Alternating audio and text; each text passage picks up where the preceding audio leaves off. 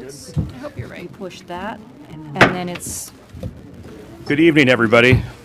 I'm welcome here tonight for our last meeting of the year. We're here tonight in the Mona Lisa Drexler Assembly Chambers. It's about 6 p.m. on December 13th. I'm going to call the meeting to order, and I'd like to begin with a non-sectarian invocation and pledge of allegiance. So if everybody could please stand for those.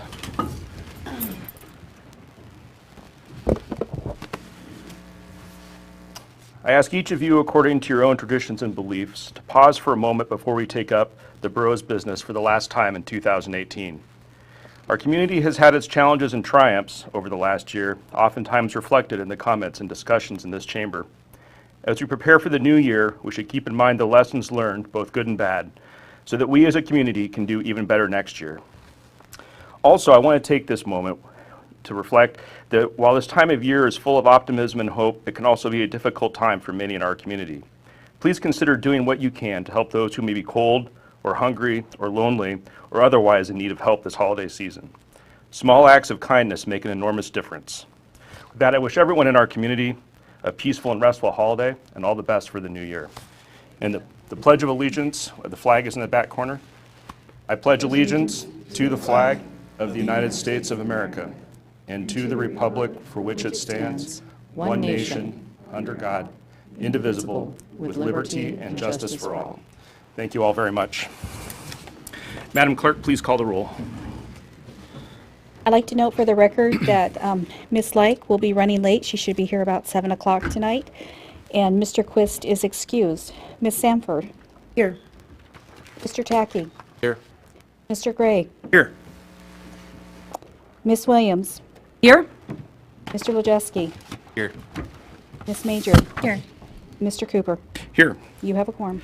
Thank you. Before we begin, I'll make a quick safety announcement. In the event of an emergency, there's 3 exits from the chambers. There's the double doors that most of you entered through. There's also 2 doors on either side marked with an exit sign. If there is an emergency, pick the exit that provides the safest route away from the danger, and they will lead you outside. Tonight we have a couple of very special items to begin with.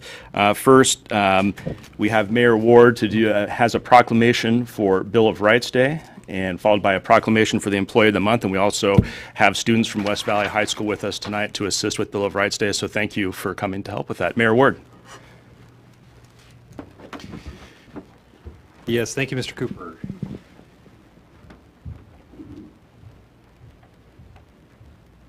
So we'll start off, is it on? Yeah. We'll start off with our proclamation for Bill of Rights Day, December 15th, 2018. And this is a 3-mayor proclamation, so we've got our local 3 mayors in the community here to sign and agree. And so proclaim. Whereas our nation and our Commonwealth were founded upon and operate according to certain principles regarding the basic right of all people. And whereas the first 10 amendments to the United States Constitution are referred to as the Bill of Rights, which were ratified by Congress on December 15, 1791. And whereas the Bill of Rights affirms the freedom and equality of all Americans and clearly establishes the protection of these essential human liberties as the founding basis of our government. And whereas we are committed to freedom of liberty, cherish the value of free speech, equal justice, religious tolerance, and steadfastly oppose the forces of cruelty, injustice, and tyranny. And whereas the Bill of Rights energizes our military defense when American servicemen and women swear an oath to preserve and defend the United States Constitution, which includes the Bill of Rights, when American military personnel fight and die for our country. They do so to protect our rights and our freedoms. And whereas Thomas Jefferson stated, a Bill of Rights is what the people are entitled to against every government on earth. Now therefore, I, Bryce J. Ward, Mayor for the Fairbanks North Star Borough, Jim Matherly, Mayor for the City of Fairbanks, and Michael Welch, Mayor for the City of North Pole, by the authority vested in us, do hereby proclaim December 15th, 2018 as Bill of Rights Day. And to celebrate this special occasion, we have Ms. Galloway and her government class from West Valley High School that are going to read the Bill of Rights for us. Ms. Galloway. Thank you, Mayor. And thank you, Borough Assembly, for having my students here. I just want to say that I know a lot of people in today's world get concerned about partisanship and apathy, and anybody who's in our schools, especially our high school, West Valley High School, will know that the future is safe because these young people are going to save the Republic. And I tell them that all the time, so I'm super proud of them. I'm going to have them go down and just introduce themselves. Maybe you just say your name, what year you are at West Valley, and if there's anything else you want to say. And then we'll have you guys do your reading of each amendment, okay? My name is Duncan Baumgarten, and I'm a senior at West Valley. My name's Caleb Clow, and I'm also a senior at West Valley. My name is Daly Frazier, and I'm a senior at West Valley. My name is Aaron Partnow. I'm a senior at West Valley in Miss Amy Galloway's We the People class. My name's Tanya Gens, and I'm a senior at West Valley. My name is Lily Brecken, and I'm a senior at West Valley. My name's Hallie Jordan, and I'm a senior at West Valley. My name's Chloe Sears, and I'm a junior senior at West Valley. My name is Abigail Sanborn, and I am a senior at West Valley. My name is Shaylin Nash, and I'm a senior.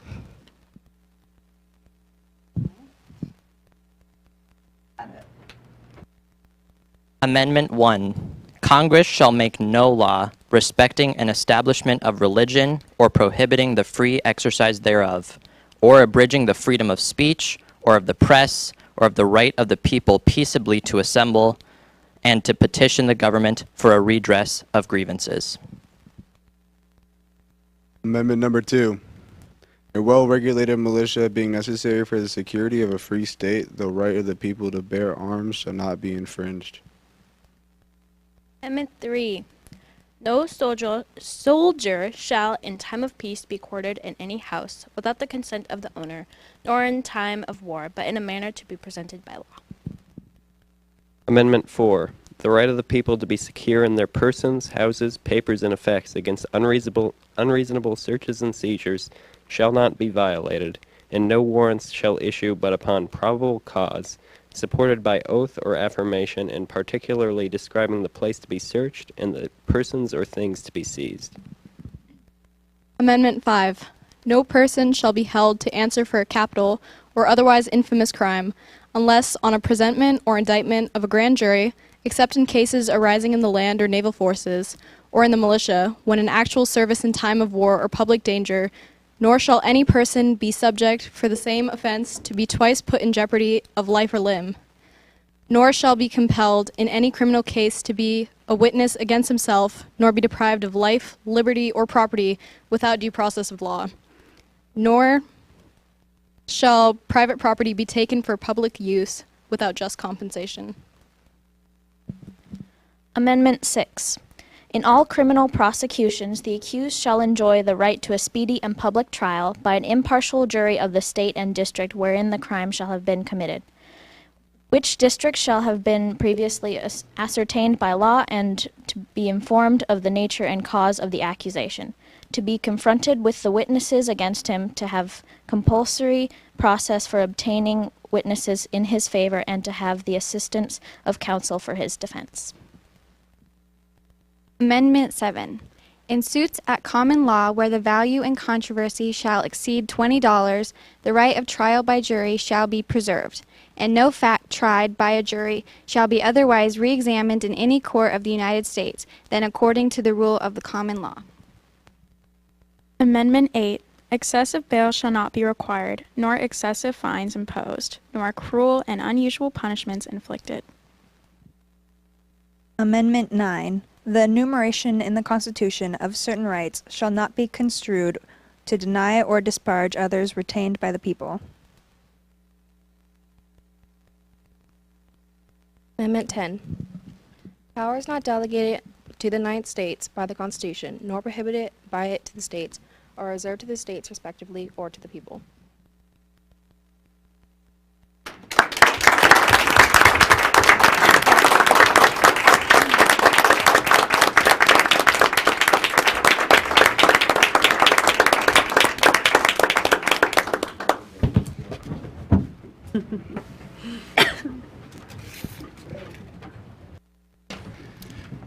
Yes, thank you, Ms. Galloway, and your class for doing that. You know, it's really important, I think, especially this time of year when we recognize Bill of Rights Day, to recognize really essentially the building blocks of our country and the laws in which we govern. And that even goes for our assembly here.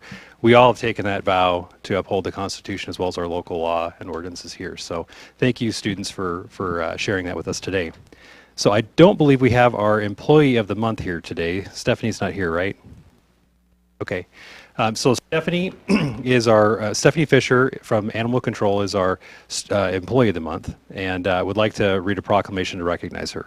Whereas each month, employees of the Fairbanks North Star Borough nominate a fellow employee to be recognized as Employee of the Month.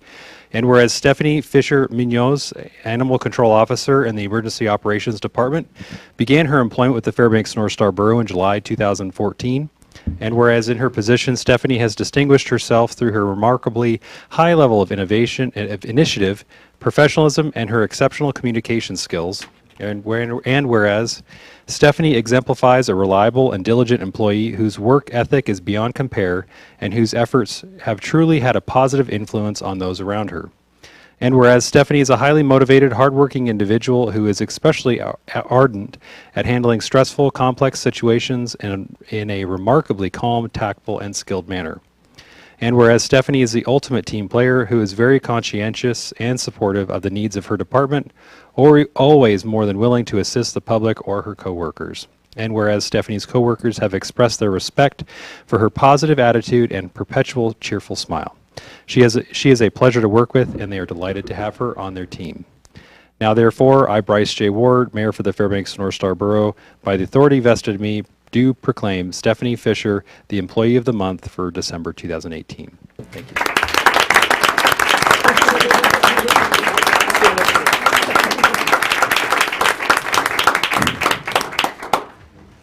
That's all I have. Thank you, Mr. Cooper. All right, thank you, Mayor Ward, and please let Stephanie know that she got a standing ovation from the Assembly in her absence.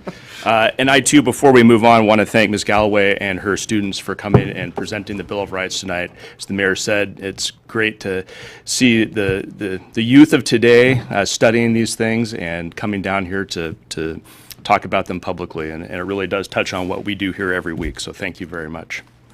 Our next item is request for removal of items from the consent agenda and any other procedural motions. Does anyone need to declare a conflict of interest with an item on the consent agenda or request removal? No one else does. I'm going to request to remove from the consent agenda item E under consideration of calendar new business ordinances to be introduced in advance to public hearing. This is ordinance 2018-48. This is the rezone off of Farmers Loop Road. Second. Thank you. That will be removed from the consent agenda. Anything else to remove from the consent agenda at this point? Seeing none, we're going to move on to item 6, citizens' comments. As most of you know, we have two versions of citizens' comments A and B. Citizen comments A are for items on the agenda but not scheduled for public hearing. These include memoranda, bid awards, unfinished business, resolutions, ordinances to be referred, and ordinances to be introduced or advanced. There are no comments on Board of Adjustment matters. Everybody's comments are limited to 3 minutes, and we have to recess at 6:50 p.m. so we can get ready for public hearing. So under Citizens' Comments A, I only have 2 people signed up, Dr. Gaborik and Andy DeGraw, if you want to both come forward. And officially open public comment. Citizens' comment. Thank you. I've been sick, so I apologize for my voice. Happy to be here, Superintendent Karen Gaborik and Chief Operations Officer Andy DeGraw. And we're here speaking on Ordinance 2018-41, I believe, and that's the mayor's substitute for the ordinance that's been the Assembly has considered regarding fund balance cap and also facilities maintenance projects. And so I was just mostly here to say thank you, especially to the mayor. Thank you for working so closely with us and really having a good dialogue around these issues. And there were times when Chief of Staff Mr. Williams and Matt Cooper came over and met with folks at the district and also President Dominique, who will be here later today. And anyway, good conversation and good dialogue. And Mayor Ward took a phone call late at night in D.C. when I had questions and needed some last-minute information, and we had to work through some things before I was able to put language in front of our board for the resolution that they eventually pass. So anyway, just mostly saying thank you for the process, and I think we're in a good place, and we're here in support of that ordinance tonight. And if you have any questions. Thank you. Are there any questions for Dr. Gaborik? At this point, I don't see any. Mr. DeGraw, did you want to? No, just to ditto that support, and just to again thank the mayor as well as Mr. Cooper, and I've had the opportunity to meet Ms. Brady in this process and continue to work with Mr. Williams. So appreciate the substitute ordinance, and I think it sets the table for moving forward and continue to address the issues that will continue to face both organizations into the coming years. So I think it sets the table nicely to move forward. So appreciate that. Any questions for Mr. DeGraw?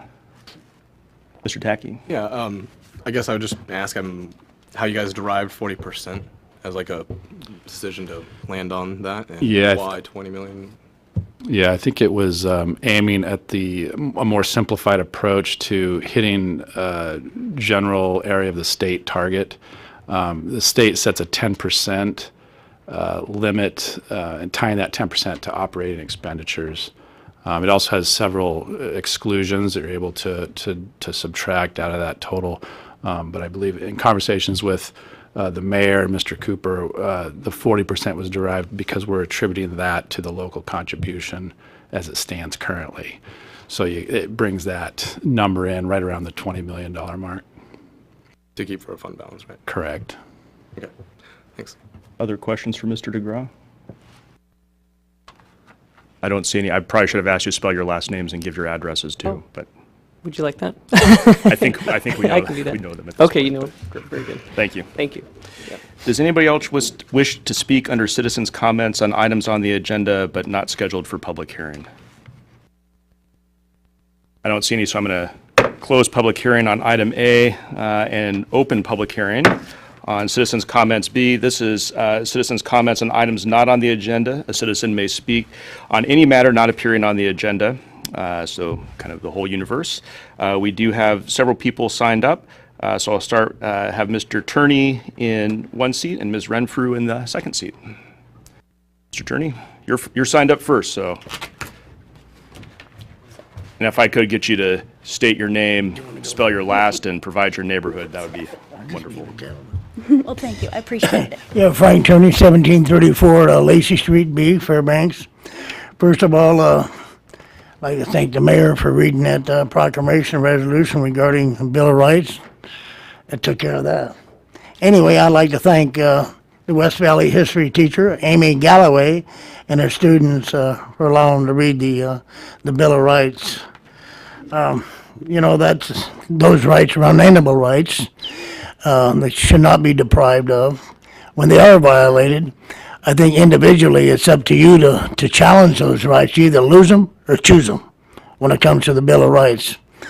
I just want to share this. I look back at 2001, former city councilman Bob Boko, the late Bob Boko. I asked him to introduce a resolution regarding the Bill of Rights to be read publicly every year on December 15th, there and about. And so, wow, 17, 18 years later, I've had an opportunity to bring that before the city council, have sharing it, read it, elected officials and other students. Like Monday night, the Boy Scouts shared reading it.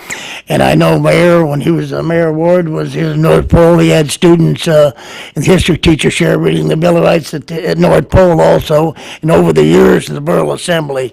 In the past couple of years, some of the presiding officers didn't want to share it, and I sure appreciate you allowing this to happen. Also, I try to teach people to look at when I think of the Bill of Rights, I think of our founding fathers. They call him the forgotten founders, George Mason, who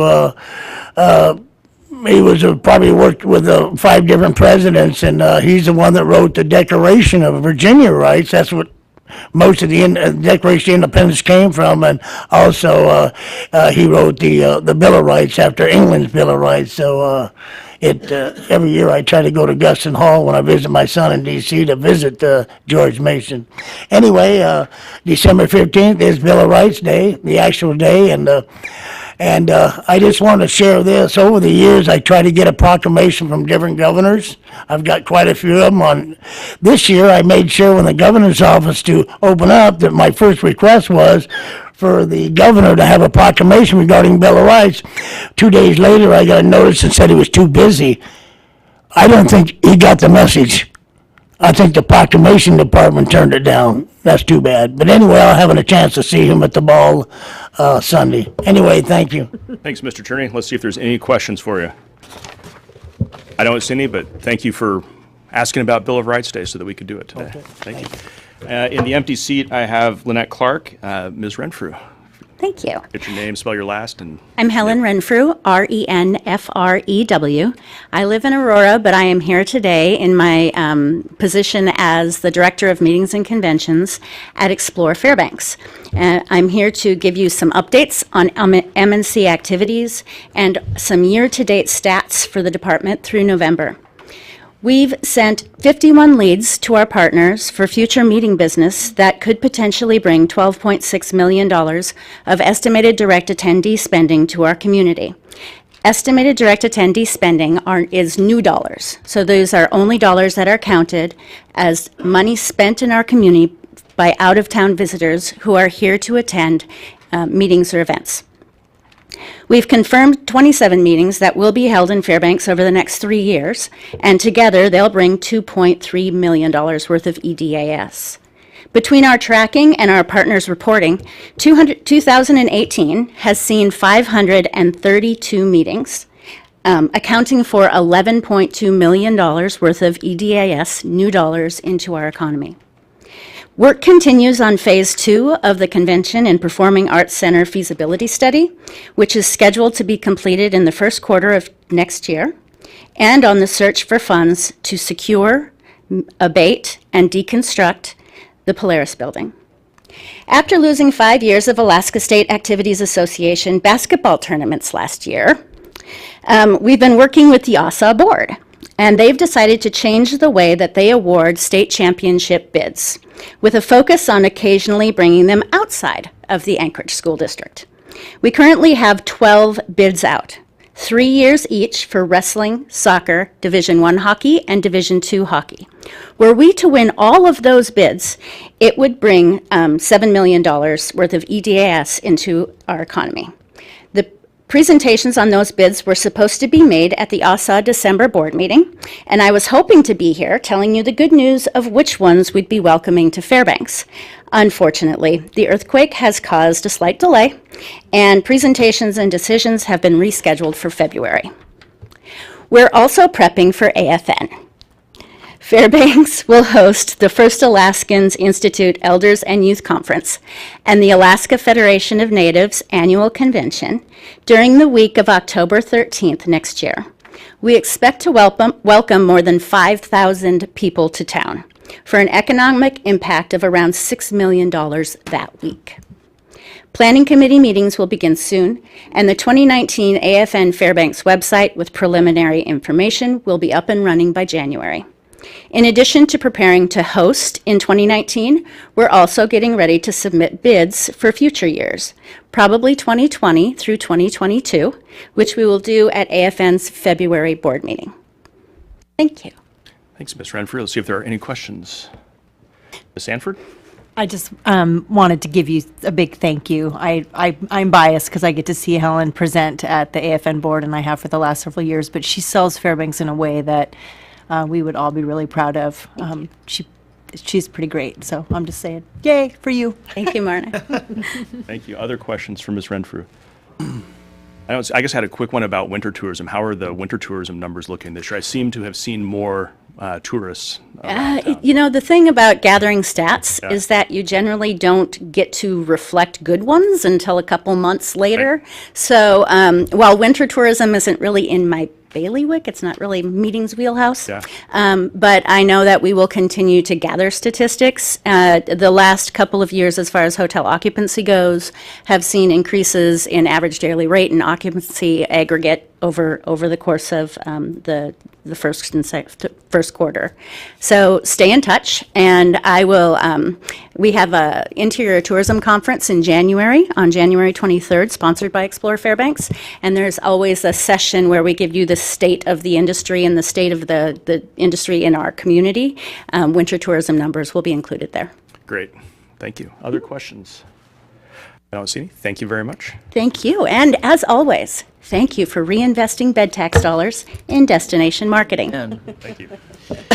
Let's see, in the empty seat, we have Patrice Lee. And Ms. Clark, if you want to give your name, spell your last in your area, you'll have 3 minutes. Lynette Clark, last name is C-L-A-R-K. I live in the north of Fairbanks in the village of Fox. I think it's really appropriate to this being the Bill of Rights Day, because what I want to talk to you about is somewhat of a contractual law, but working on a draft to support the 90-10 percentum that's going to be brought forward to all of you. I wanted to give you a little background of how you get to be a state. Starts off with the equal footing doctrine. I don't know how many have heard of it, but it's a principle of constitutional law that mandates that new states be admitted to the Union as equals to the original existing states in terms of power, sovereignty, and freedom. States must be admitted on equal footing in the sense that Congress may not extract conditions solely as a tribute for admission either, but it may, in the Enabling and Admitting Act, subsequently impose requirements that would be or are valid and effectual in the subject of congressional legislation after admission. There's requirements.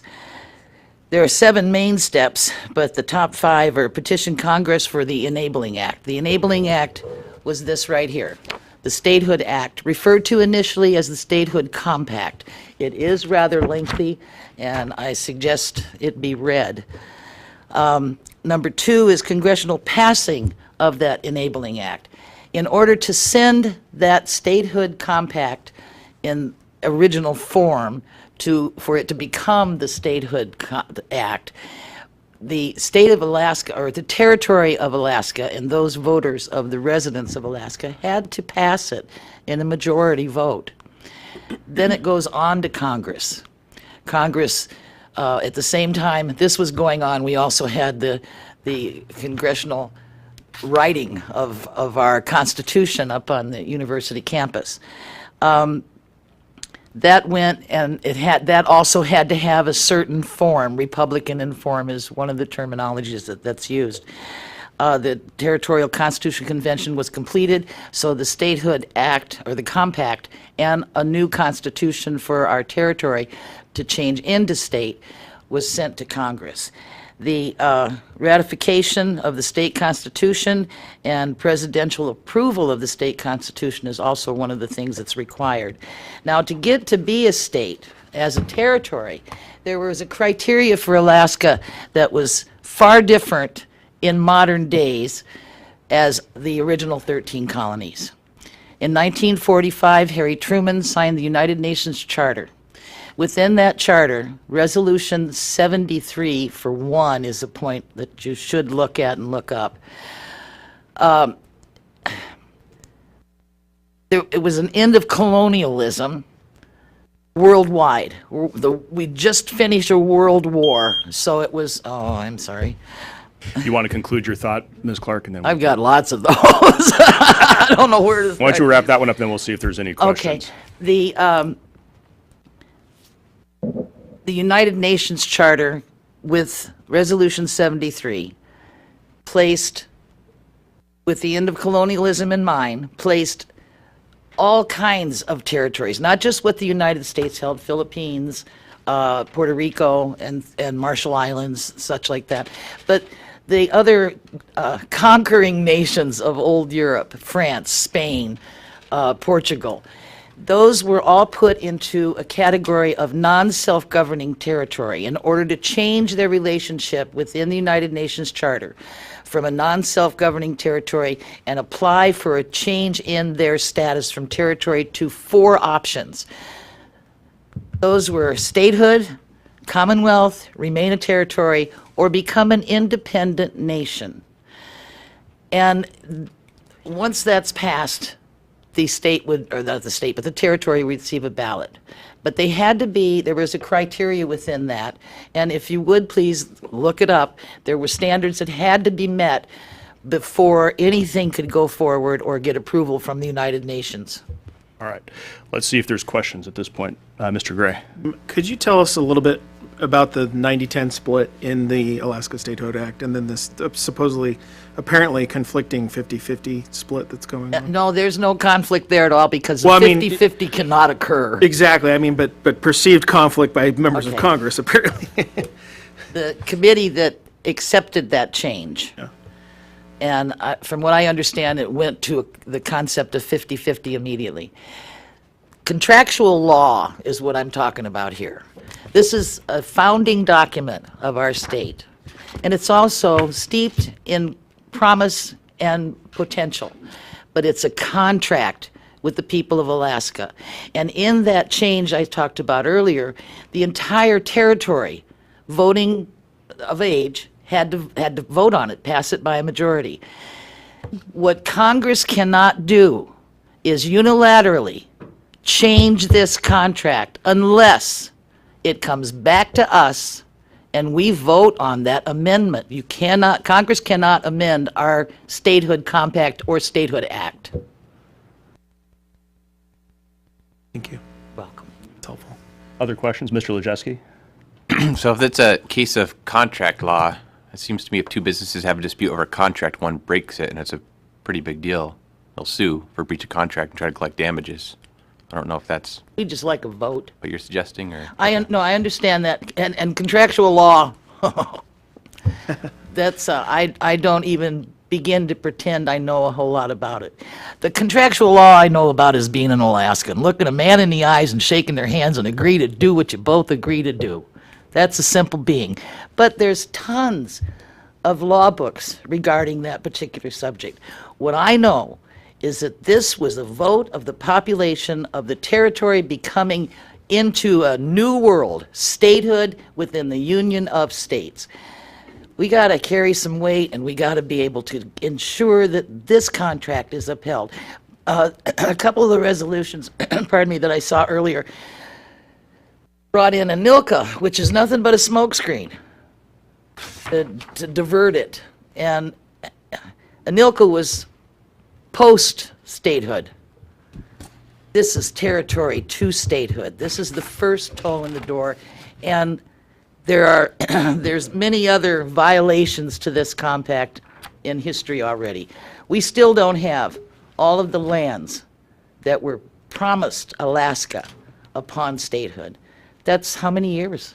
You know, but it's still, this is one point. When it's 90-10, that 90-10 only has to do with, it's not ANWR. It is the 1002 lands.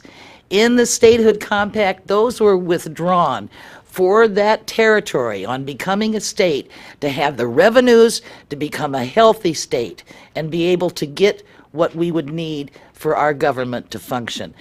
The Omnibus Act gave us our transportation system, quit claimed for $1. Nobody's got a problem with that. And the only problem I got is we need more roads. But it's a matter of sticking to your word. And that's something that I highly respect in the population of this republic. And I think we've got to, en masse, as legislators, as representatives, as assembly persons, council members, have to take a stand and say, here's, I hate to say line in the sand, but it's that simple to me. You do what you say you're going to do because you put your name on a piece of paper that is a founding document for our state. Thank you. Other questions? Mr. Gray? Not a question per se, but I just want to thank you for, first of all, giving us this information, and also you've provided some input to a few of us that are working on a resolution for this, so we'll be working on that and moving forward. I appreciate your interest in that end. Absolutely. And Mayor, I hope that this has piqued your interest also, sir. Thank you. You're welcome. Thank you. Other questions for Ms. Clark before she goes? I got a quick one. Okay. You can make the response quick. So you mentioned the different options that people may have when from the for United self-determination. Nations? Yeah. Does that link into Joe Vogler's complaints about how Alaska became a state? It is directly linked into the complaint because we were denied the process.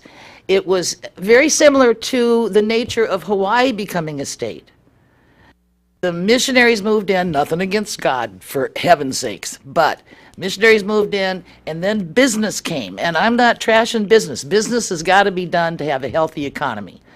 Thanks to, oh, that's not you. Okay, thank you.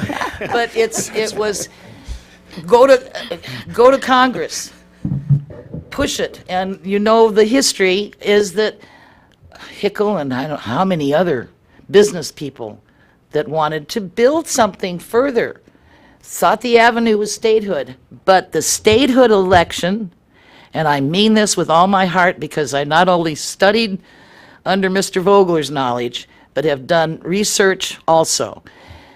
It required, if we got a ballot, the ballot legally through United Nations Charter and international law, those 4 options. Statehood up or down, that violated international law and treaty. And I know he would come to this body years back and spit that out with a fervor. Vim and vigor. Yeah, but it's wrong. Now, I want to, Mr. Vogler got the I hate American things and everybody got on the wrong side of that. What he hated was injustice. What he hated was not keeping your word. And I'm of that same ilk. And the Statehood Act, we have to protect that document. Thank you, Aaron. Thanks, Ms. Clark. Any additional questions? I don't see any. Thank you very much for I'll coming be in. back with more information. All right. And I do want to note that Ms. Clark handed out some information to us. No, that was Or is that Mr. That was Frank. Mr. Turney did? Yeah. All right. And I'm glad there's still a couple of students here with us tonight to get some additional history. I want to talk to you. All right. So in the empty seat, we have Mickey Rosser. Ms. Lee, you're up next. If you give us your name, you know the drill. Patrice Lee, Chin Hot Springs Road. So I'm here tonight with 4 different bits of information to present to you. First is that IGU will be having negotiations with Siemens this coming week on Monday, December 17th and Tuesday, the 18th, and we're excited to have them return to town and for fruitful and productive negotiations. There'll be updates as soon as they're publicly available. 2, citizen science for this year is to bloom Fairbanks in purple air quality monitors. That is part of our citizen science project. We started with 2 purple air monitors in August of 2018. We now have more than 22 with 16 more ordered for this coming week. They put out a plethora of data. Anyone can go to purpleair.com, click on view the map, and see a lot of information. I'm really excited to say that faculty at Tanana Middle School contacted us and asked to become part of the citizen science monitoring program for this year. So we went over and got them started, and Clark Milne donated the first purple air. They have a number of different monitors, so they're going to take that on in their science and writing and many different areas of the curriculum at Tanana. So.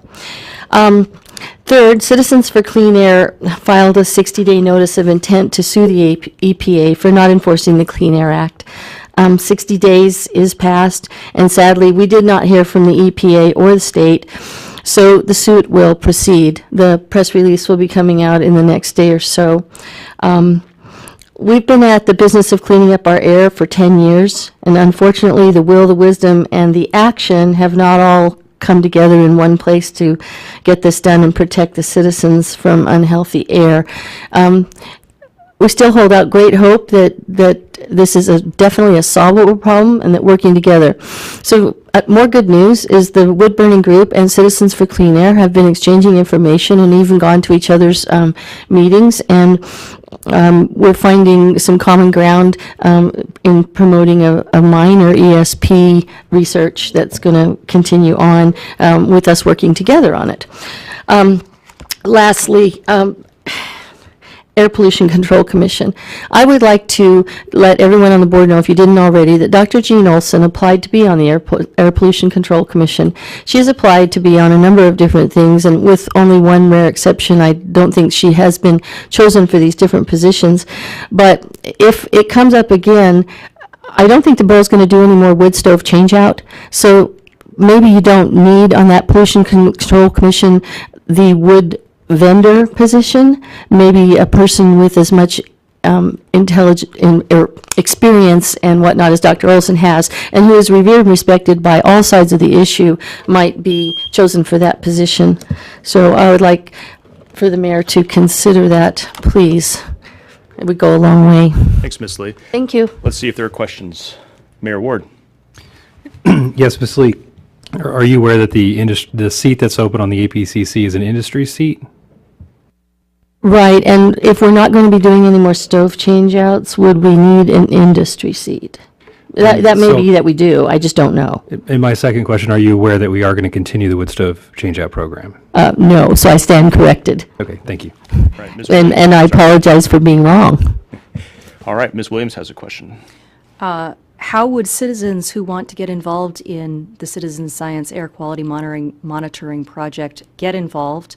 And is it in coordination with researchers at the university? Researchers at the university have been in and out of our science projects and have volunteered really great information and their expertise to help us. And everyone who has any interest in understanding more about and working with the science of air quality monitoring is welcome to be in the project. There are no age limits or any education level required. You can get a hold of any member of Citizens for Clean Air or go to our our Facebook page, Citizens for Clean Air, Facebook, and send us a message, and we'll get back to you and connect with you. Thank you. Other questions, Ms. Lee?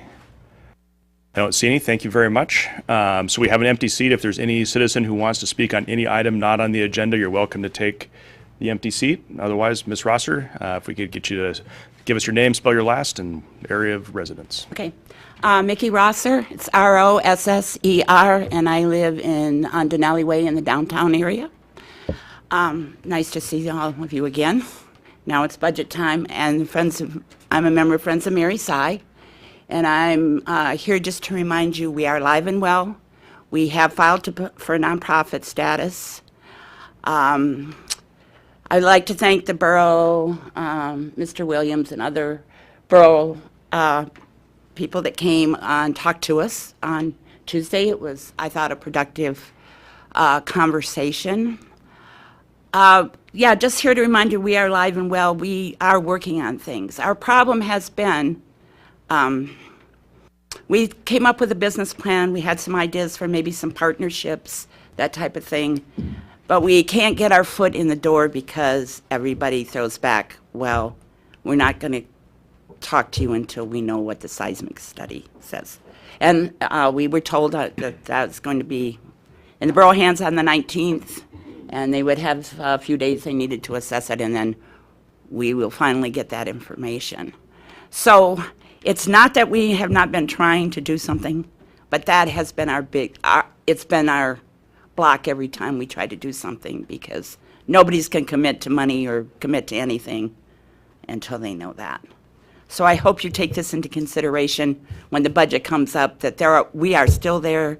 We are wanting to do something to help here for the community and to keep Mary Sy alive and well. For as long as we can or until there is a replacement. I won't take up any more of your time. I think you know how we all feel, and I think the people that are new probably were in tune to it all anyway. So that's all I have to say this evening, and thank you. Have a happy holiday. Thanks, Ms. Rosser. Let's see if there's any questions for you first. Mr. Lejeski. Thank you for your efforts. Oh, thanks. We're trying. Other questions? I was going to say your timing is great for letting us know the status, so thank you for coming down, because we're going to be starting budget next year. I was sort of afraid because everybody keeps saying, well, you know, what happened to you guys? But we're just having a hard... We did have the open house, and thank you, the borough, for that, in conjunction with the borough, trying to get some user more people in. We've got more ideas on that too, so. Great. Thank you. Keep us posted. Thank you very much. Are there any other citizens to wish to speak on items that are not on the agenda tonight? I don't see any, so I am going to close citizen comment B, and that will take us back to approval of agenda and consent agenda. Approval of the consent agenda passes all routine items indicated by an asterisk on the agenda. Consent agenda items are not considered separately unless an assembly member so requests. If the consent item be removed as an ordinance up to be introduced, advanced, or referred, it takes 2 assembly members to remove the item from the consent agenda.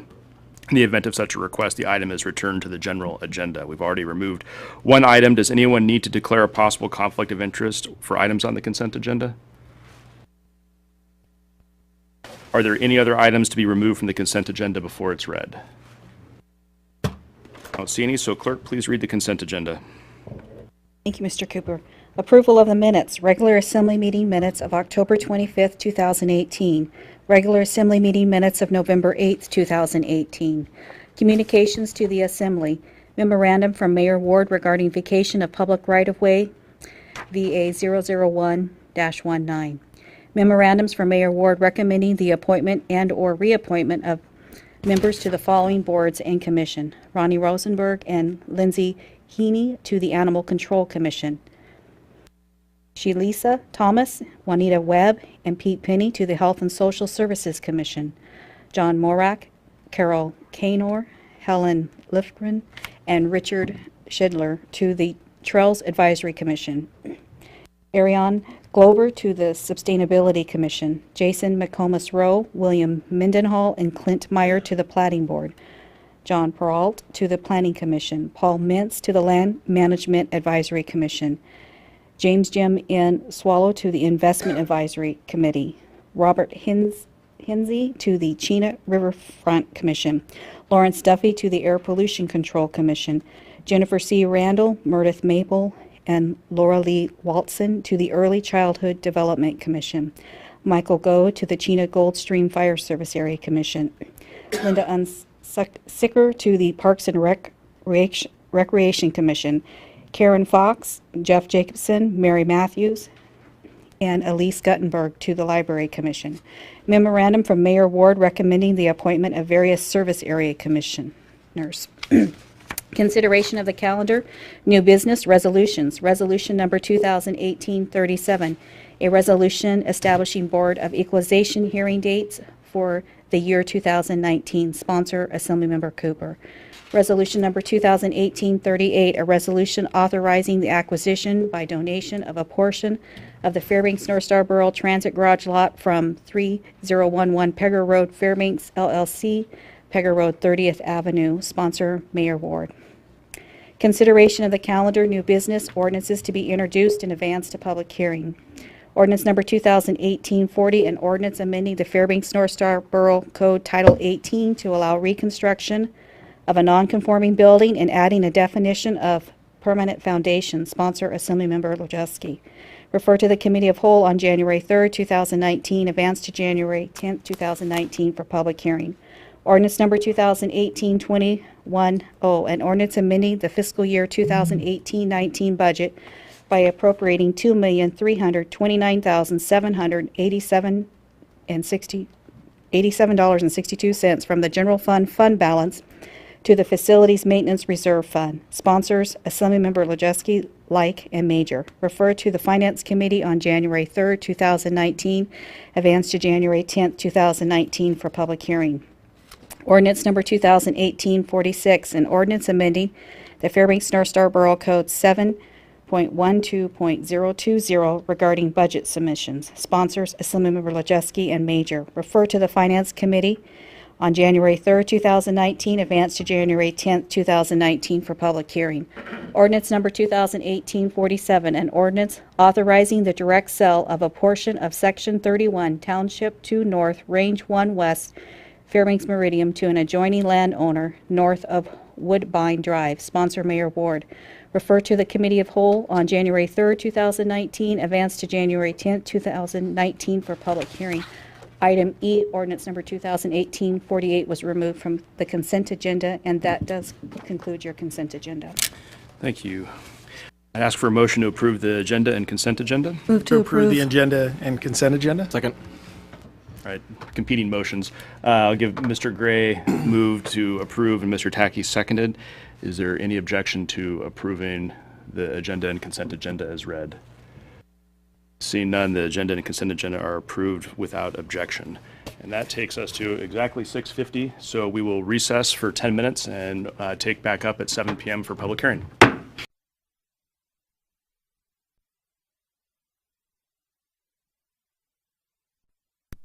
Call the assembly back to order at 7 p.m. and this is the portion of our meeting where we move into public hearing. Unless there's any objection from the body, we're going to skip items 9, 10, and 11 for now and take them up again after unfinished business so we can move straight to reports from representatives and special orders. I'm not seeing any objection to that, so we're going to move on to agenda item 10, reports from representatives, and with us tonight, first we have City of North Pole Representative Welch. So Representative Welch, if you want to give us your report. Well, I should bring you greetings from the mayor of North Pole, the city where the spirit of Christmas lives year-round. And he tells me that we have now passed our North Pole budget. We stayed under the $6 million mark, but he wants to make sure that you guys know that the flat budget is not going to cost anybody any kind of reduction in services to the citizen out in North Pole. Also, we have a resolution that he asked me to read to you guys, and it pertains to the priorities for the legislative session in Juneau. So whereas the City of North Pole considers the resolutions that go through the year to support legislative and policy actions in the state of Alaska and other local governments, and whereas the City of North Pole is concerned with statewide and federal issues that affects the city and its residents, and whereas the following is a list of issues that the city feels important to the residents of North Pole, City of North Pole, the state of Alaska, and citizens of the United States. Number one priority, reduce the high cost of energy in the interior and develop a statewide long-term energy goal. Reducing the high cost of energy in the interior Alaska requires a short, mid, and long-term solutions. A state that is rich in energy must find sustainable solutions to affordable consumer energy costs to include heating, transportation, and electricity. A significant amount of work has been done already, and with the approval of the IGU and the Pentex acquisitions, the Interior is on its way to begin the process of developing and implementing an energy plan. A statewide energy plan is still needed to ensure that we leave a respectable legacy for future residents and encourage economic development in the state of Alaska. The City of North Pole supports natural gas as a short-term to mid-term project and construction of a larger diameter gas pipeline from the North Slope to local and statewide markets as a long-term project. The City of North Pole requests the legislature and the governor to incorporate into the plan and provide hookup cost mitigation, assistance in order to encourage compliance with the federal clean air standards for PM 2.5 emissions. The North Pole area is considered the worst air quality in the state of Alaska, largely due to the high number of wood burners that defray the high cost of diesel oil to heat their homes. The Fairbanks North Star Borough has been designated as a serious non-attainment area by the EPA, prompting the development of a serious state implementation plan, which may collectively cost the community over $100 million, further adding to the additional cost that we already have in high energy rates, and may worsen the PM 2.5 emissions by driving even more people to burn wood in their homes. Priority number 2, legislative adoption of an equitable and sustainable Alaska public employee retirement system where the City of North Pole pays half and the state of Alaska pays the other half. That cost would be $450,000.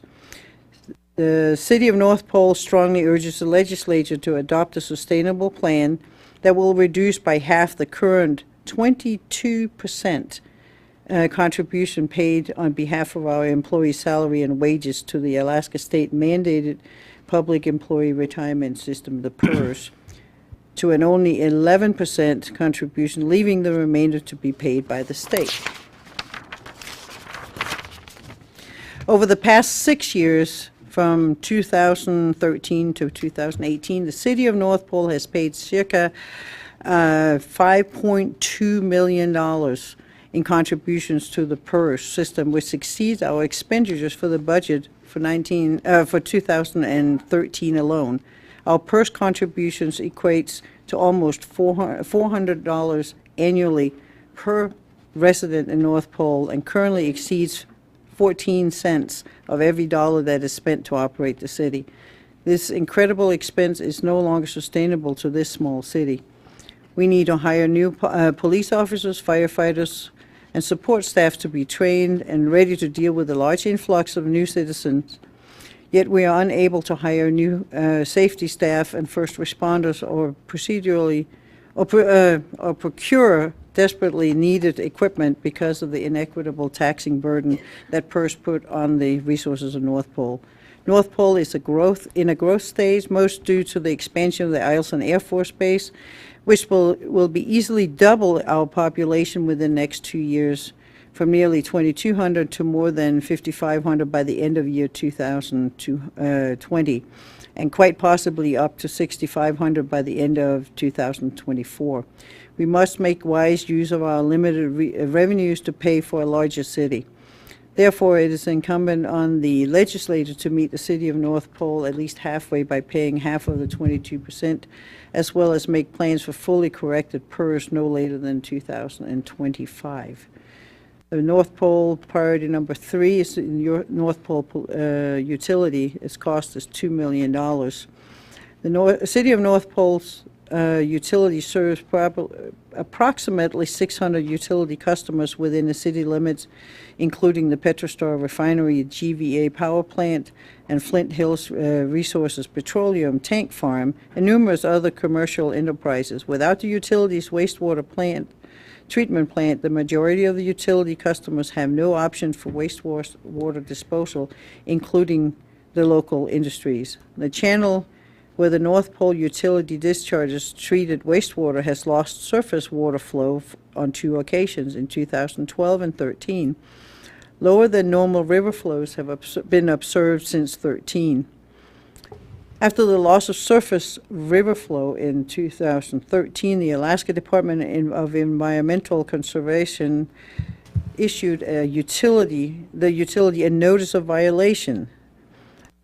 The reason for the notice of violation is that without surface water flow, the treated wastewater does not immediately begin to mix with the Tanana River, making the utility in violation of its Alaska Pollutant Discharge Elimination System permit. The notice of the violation requires the city to resolve the condition that resulted in the issuance.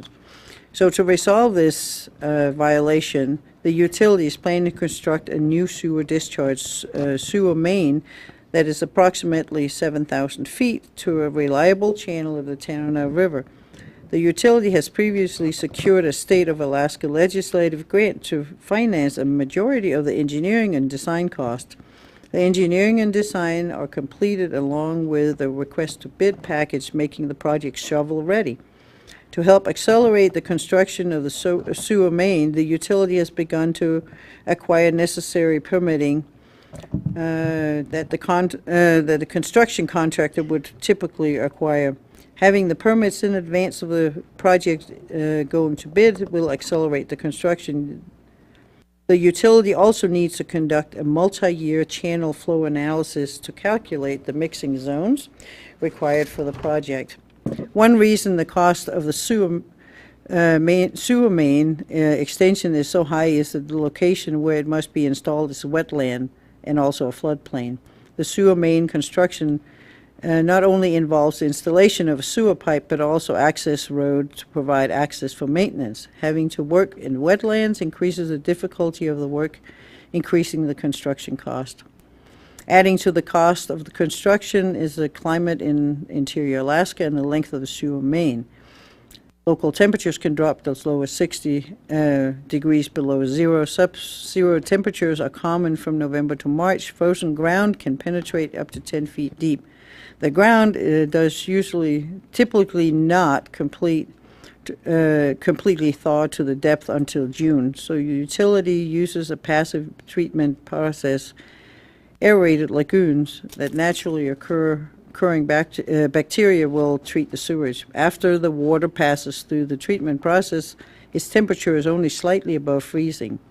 The treated wastewater that travels through a mile of buried pipe, even when the pipe is heavily insulated, can freeze. To prevent freezing, active freeze protection of the sewer main must be included in the construction cost, an electric heat trace or heat exchange to add heat to the treated wastewater. Due to the climate in the interior Alaska, the construction season is also short, typically May through September. The project can only be bid when the city has 100% of necessary funding. For construction to begin in one summer construction season, bidding must not occur later than April, so all funding must be in place by that time. Also, due to the short construction season, the project is expected to require 2 construction seasons. The earliest the project could go into construction would be 2021. Each year the project is delayed, will result in increased costs due to construction cost inflation. Davis Bacon wage requirements also, and the mandate of the U.S. produced steel also added increased cost to the project. Ms. Welch? Yes. I'm sorry to interrupt. I don't know how much is left in the legislative report there, but if perhaps we could summarize. There are 2 more. Let me just give you the main. Those are kind of the 2 main parts of it. So the priority number 4 would be the North Pole Fire Department. We're looking for a grant for a specific fire pumper, and the cost is $800,000. And the reason why is that we have several large things, including the gas facilities out there, so they're going to be in need of something that might even be able to carry foam to deal with any gas issues. So that was one of them. And number 5 would be the police department request obtain property and construction of a law enforcement firing range and training facility. And that cost would be approximately $8 million. And so they're working on replicating a facility that is down south. I'm not exactly sure where that's at. So that would be those. And the final thing I have would be that Mayor sent his Christmas greetings to you, and we will have our first Christmas party in the last 5 years for all the hardworking employees and families of the city of North Pole. Great. Thanks so much. Thanks for the Christmas greetings from North Pole. Any questions for Ms. Welch? I don't see any. Thank you very much. Appreciate the update. And we have no representative from the city of Fairbanks, but from the school board, we have Board President Dominique. Good evening. Just ran in from the airport, and I do have a report for you tonight. Schools will dismiss an hour and a half earlier next week, Wednesday, Thursday, and Friday. It's the end of the semester, the December 19th, 20th, and 21st. The first semester ends on Friday, December 21st, my birthday, by the way, and winter break for students begin Monday, December 24th. Monday, January the 7th, 2019 is a teacher work day. The first day back for students will be January the 8th. There are many great winter break activities throughout the community. Please check the district website for those locations for students can go to while they're out on Christmas break. The school board at its last meeting proclaimed through resolution the week of January the 20th, 2019 in honor of Dr. Martin Luther King Jr., and there will be activities throughout the district in his honor. The board's regular scheduled meeting is Tuesday, January the 15th. Please note the school board's regular meeting time, which will start in January at 6 o'clock instead of 7 o'clock. Hope everyone has a safe and happy holiday. Thank you, Ms. Dominique. Let's see if there are questions for you. I don't see any, but happy birthday in advance. All right, thank you. Okay, that concludes reports from representatives. We'll move on to item 13, special orders. First item is item A, liquor license transfer beverage dispensary license number 4547. There's information at page 201 of your packet. The transfer is from North Star Dining LLC to North Star Dining LLC, doing business as McCoy's Underground, 636 28th Avenue, Suite 2, Fairbanks.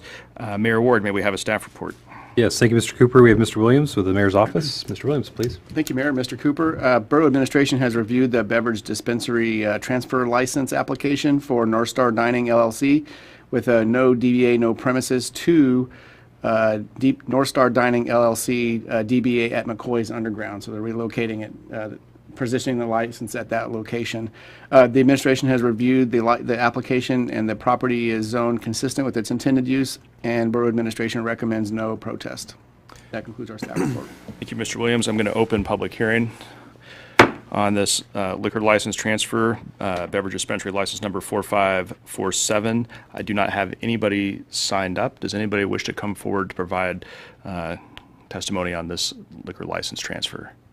Seeing none, I'm going to close public hearing on this item and look for a motion. Move to file no protest. Second. Moved by Mr. Tackey, seconded by Mr. Gray. Assembly debate or questions of staff? I see none, so clerk, let's vote. Mr. Tackey, Yes. Ms. Like, Yes. Mr. Lojeski, Yes. Ms. Williams, Yes? Ms. Samford, Yes. Mr. Gray, Yes. Ms. Major, Yes. Mr. Cooper. Yes. Would anyone like to change their vote? Seeing none, 8-0. the motion to file no protest is adopted 8-0. Takes us to item B, liquor license transfer beverage dispensary license number 1912. Information is at page 218 of our packet. This is from Bulger Corporation, doing business as Eastern Treats, 535 2nd Avenue, Suite 106. Fairbanks 2, Bulger Corporation, doing business as The Creperie, 523 2nd Avenue, Fairbanks. Mayor Ward, may we have a staff report? Yes, thank you, Mr. Cooper. We have Mr. Williams for the staff report. Thank you, Mayor. Thank you, Mr. Cooper. So Borough Administration has reviewed the liquor license transfer application before you. Bulgar Corp., DBA Eastern Treats, same corporation to The Creperie. And the administration reviewed the property and its intended zoning. The intended use of the license is consistent with the zoning, and Borough Administration recommends no protest. That concludes our staff report. Thank you, Mr. Williams. I'm going to open public hearing on this liquor license transfer beverage dispensary license number 1912 from Bulgar Corp. to Bulgar Corp. I have no one signed up. Does anyone wish to come forward to provide testimony on this liquor license transfer? I see none, so I'm going to close public hearing. Look for motion. Move to file no protest. Second. Moved by Mr. Tackey, seconded by Mr. Gray to file no protest. Assembly debate or questions? Seeing none, clerk, let's vote. Ms. Williams, Yes? No?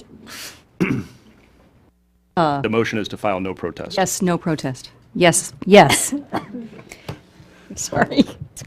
Mr. Tackey, Yes. Mr. Gray, Yes. Ms. Like, Yes.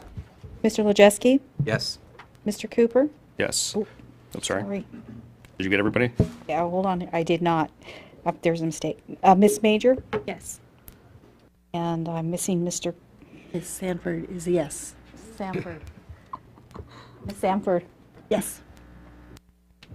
All right. Would anyone like to change their vote? Seeing none, 8-0. the motion to file no protest is adopted 8-0. Next, we have marijuana license, new retail store license number 17250.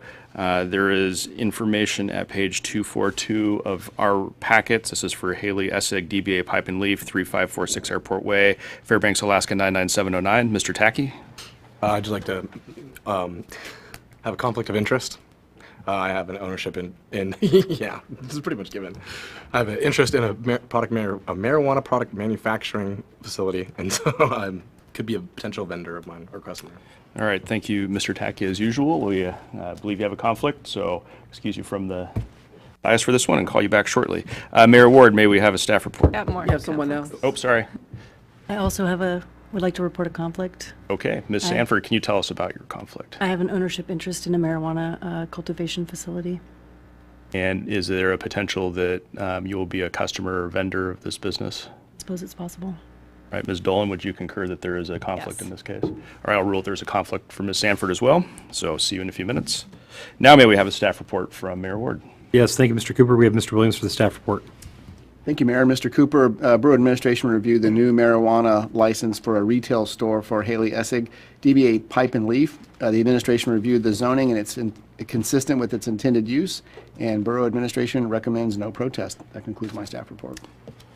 All right, I'm going to open public hearing on marijuana license, new retail store license number 17250, Haley Essig, DBA Pipe and Leaf, 3546 Airport Way, Fairbanks. I have no one signed up. Does anyone wish to come forward to provide public testimony on this marijuana license?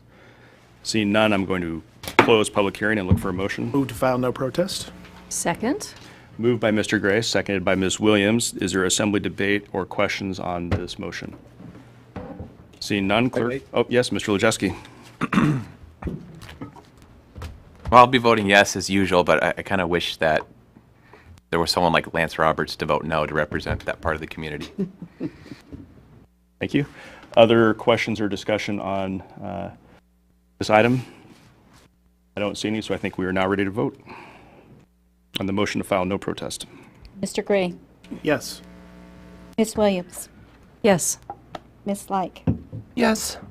Mr. Lajewski, Yes. Ms. Major. Yes. Mr. Cooper, Yes. Would anyone like to change their vote? Seeing none, 6-0. motion to file no protest is adopted 6-0, and Ms. Sanford and Mr. Tackey can join us again. Thanks. Okay.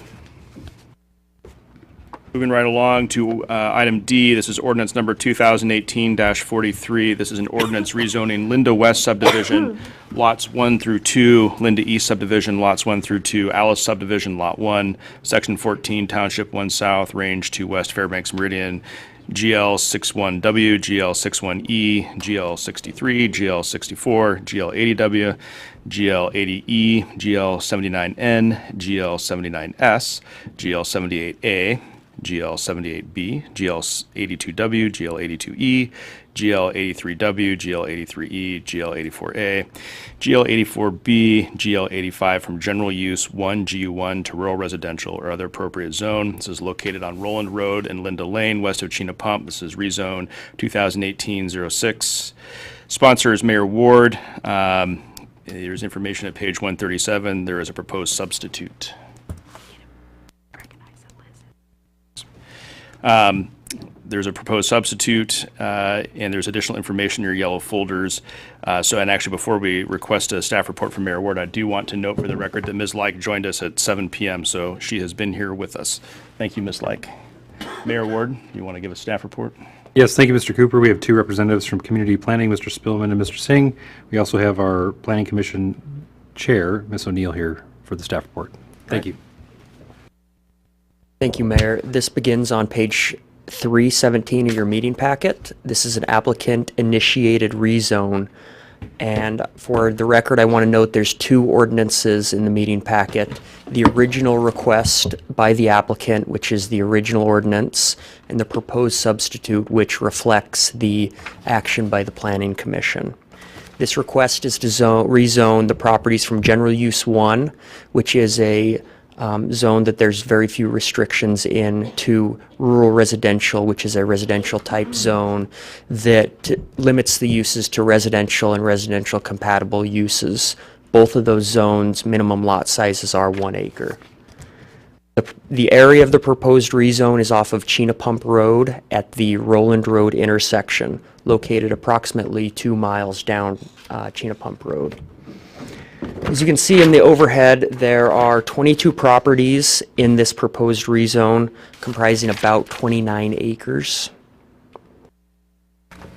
Since this is an applicant-initiated rezone, a requirement of 50% of the property owners' signatures was required. This applicant had a total of 65% of the property owners, which is reflected in the overhead.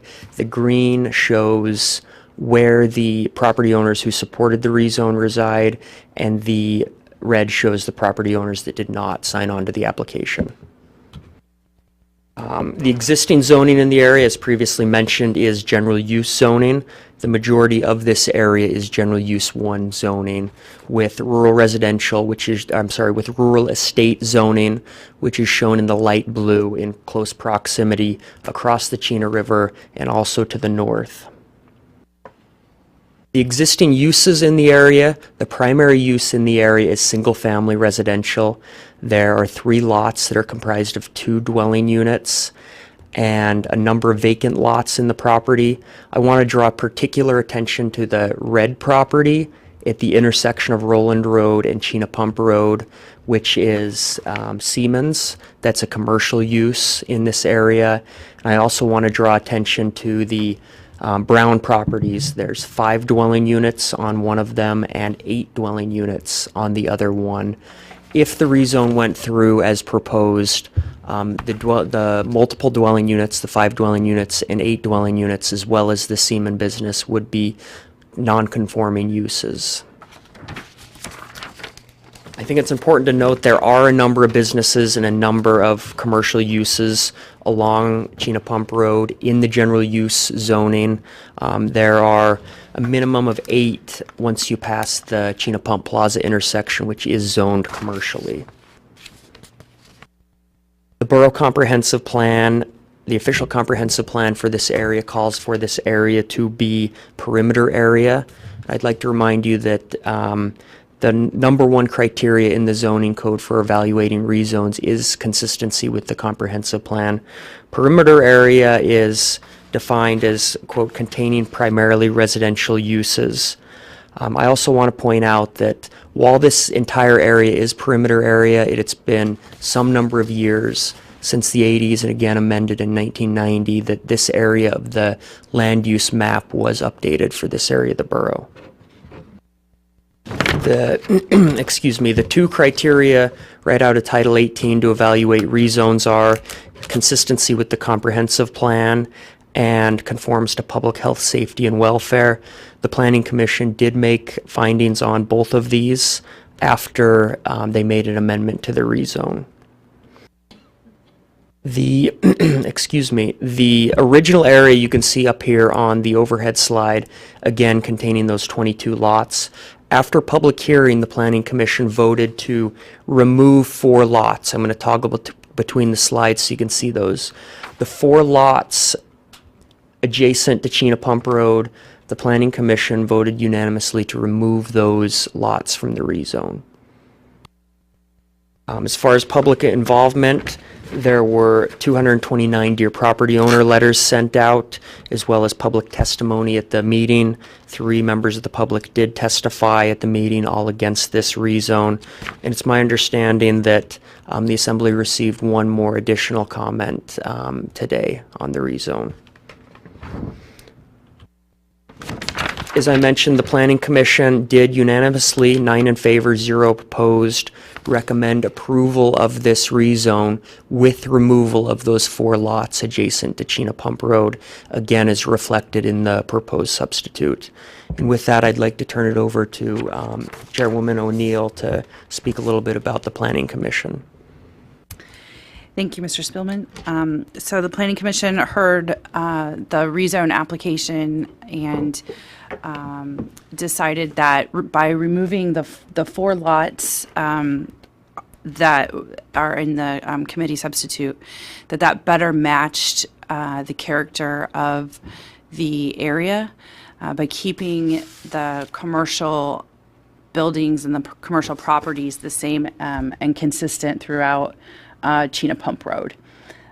So that really was the basis of our discussion and why we decided to take those out.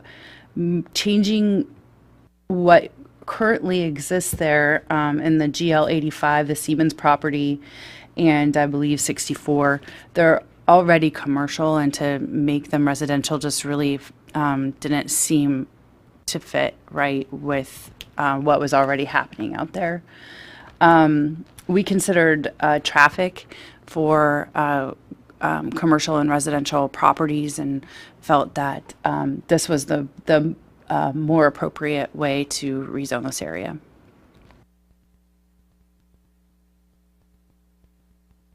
And with that, that concludes our staff report. All right, thank you. Anything else, Mayor, for staff report at this time? No, not at this time, thank you. All right. I'm going to open public hearing on ordinance number 2018-43, an ordinance rezoning Linda West subdivision and Linda East subdivision and Al subdivision lots. I have two citizens signed up for public hearing, Robert Siftar and Kate Siftar. Apologize if I mispronounced your name, but please come up to the table here. You can each take a seat.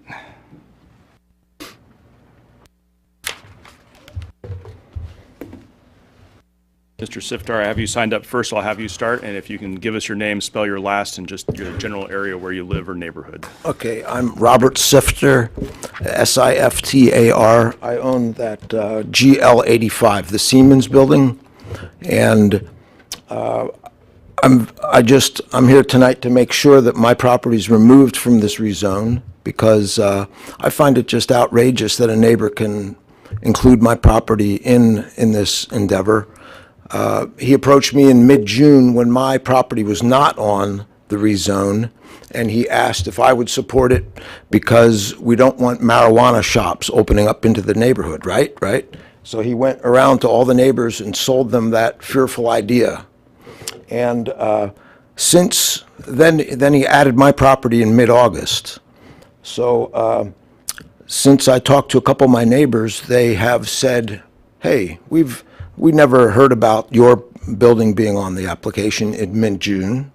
And Todd Anderson, he called Manish and asked to have his property removed. And Manish said, it's too late. No, you can't be done. We'll make a note of it. But Todd Anderson lives there in one of the last lots on Roland Road. He doesn't want to be a part of this rezone. He does some little side businesses and things like that. Now, his neighbor, he talked to his neighbor who wanted to pull it out of the rezone also, but the fella died in the shower 2 weeks ago. I don't know if he called in and asked, but Manish might have told him the same story. Can't pull it out. That seems outrageous. This whole process seems outrageous, that somebody can threaten our bread and butter, and I have to come down here and defend it. I'm very annoyed at my neighbor. All right. Does that conclude your public comment? I'd be happy to answer any questions. That's next, so let's see if there's any questions for you, Mr. Siftar. Questions? Mr. Lejeski. Did you see in the applicant's argument for why it should be rezoned the bullet point about specifically limiting your business? They're basically, he doesn't want me to he doesn't want me to build onto it. He doesn't want me to have a business there. He's 5 years ago, I asked if he ever wants to sell his house, give me a chance on it first. And I don't know if this turned some screwy wheels in his head that has caused him to have some angst towards me. But he thought, for some reason, I have 8 years more of lease with Siemens. And so how he got an idea that I was going to start a marijuana store, I have no idea, if that was a part of it. But he went around and approached all these neighbors, selling them a fear story of opening a marijuana store somewhere in the neighborhood. So this is the whole thing that was generated on. Everybody I've talked to, the applicant has misrepresented. And so these people, I feel, have been bamboozled. The other fellow that owns a whole bunch of rentals down Linda Lane, Larry Fogelson, I'm not sure what his motivation is, but it's disheartening and it's very irritating. Let's see if there's any additional questions for you. Ms. Major? Sure. I have a technical question at this point. Yes. Yep. So, question for staff. So any of the properties that would be considered non-conforming if this rezone passes, they would automatically be grandfathered? So for example, the fiveplex? Good question. They wouldn't automatically be grandfathered. It's a affirmation process. They'd approach us for the first year after a rezone. It's free.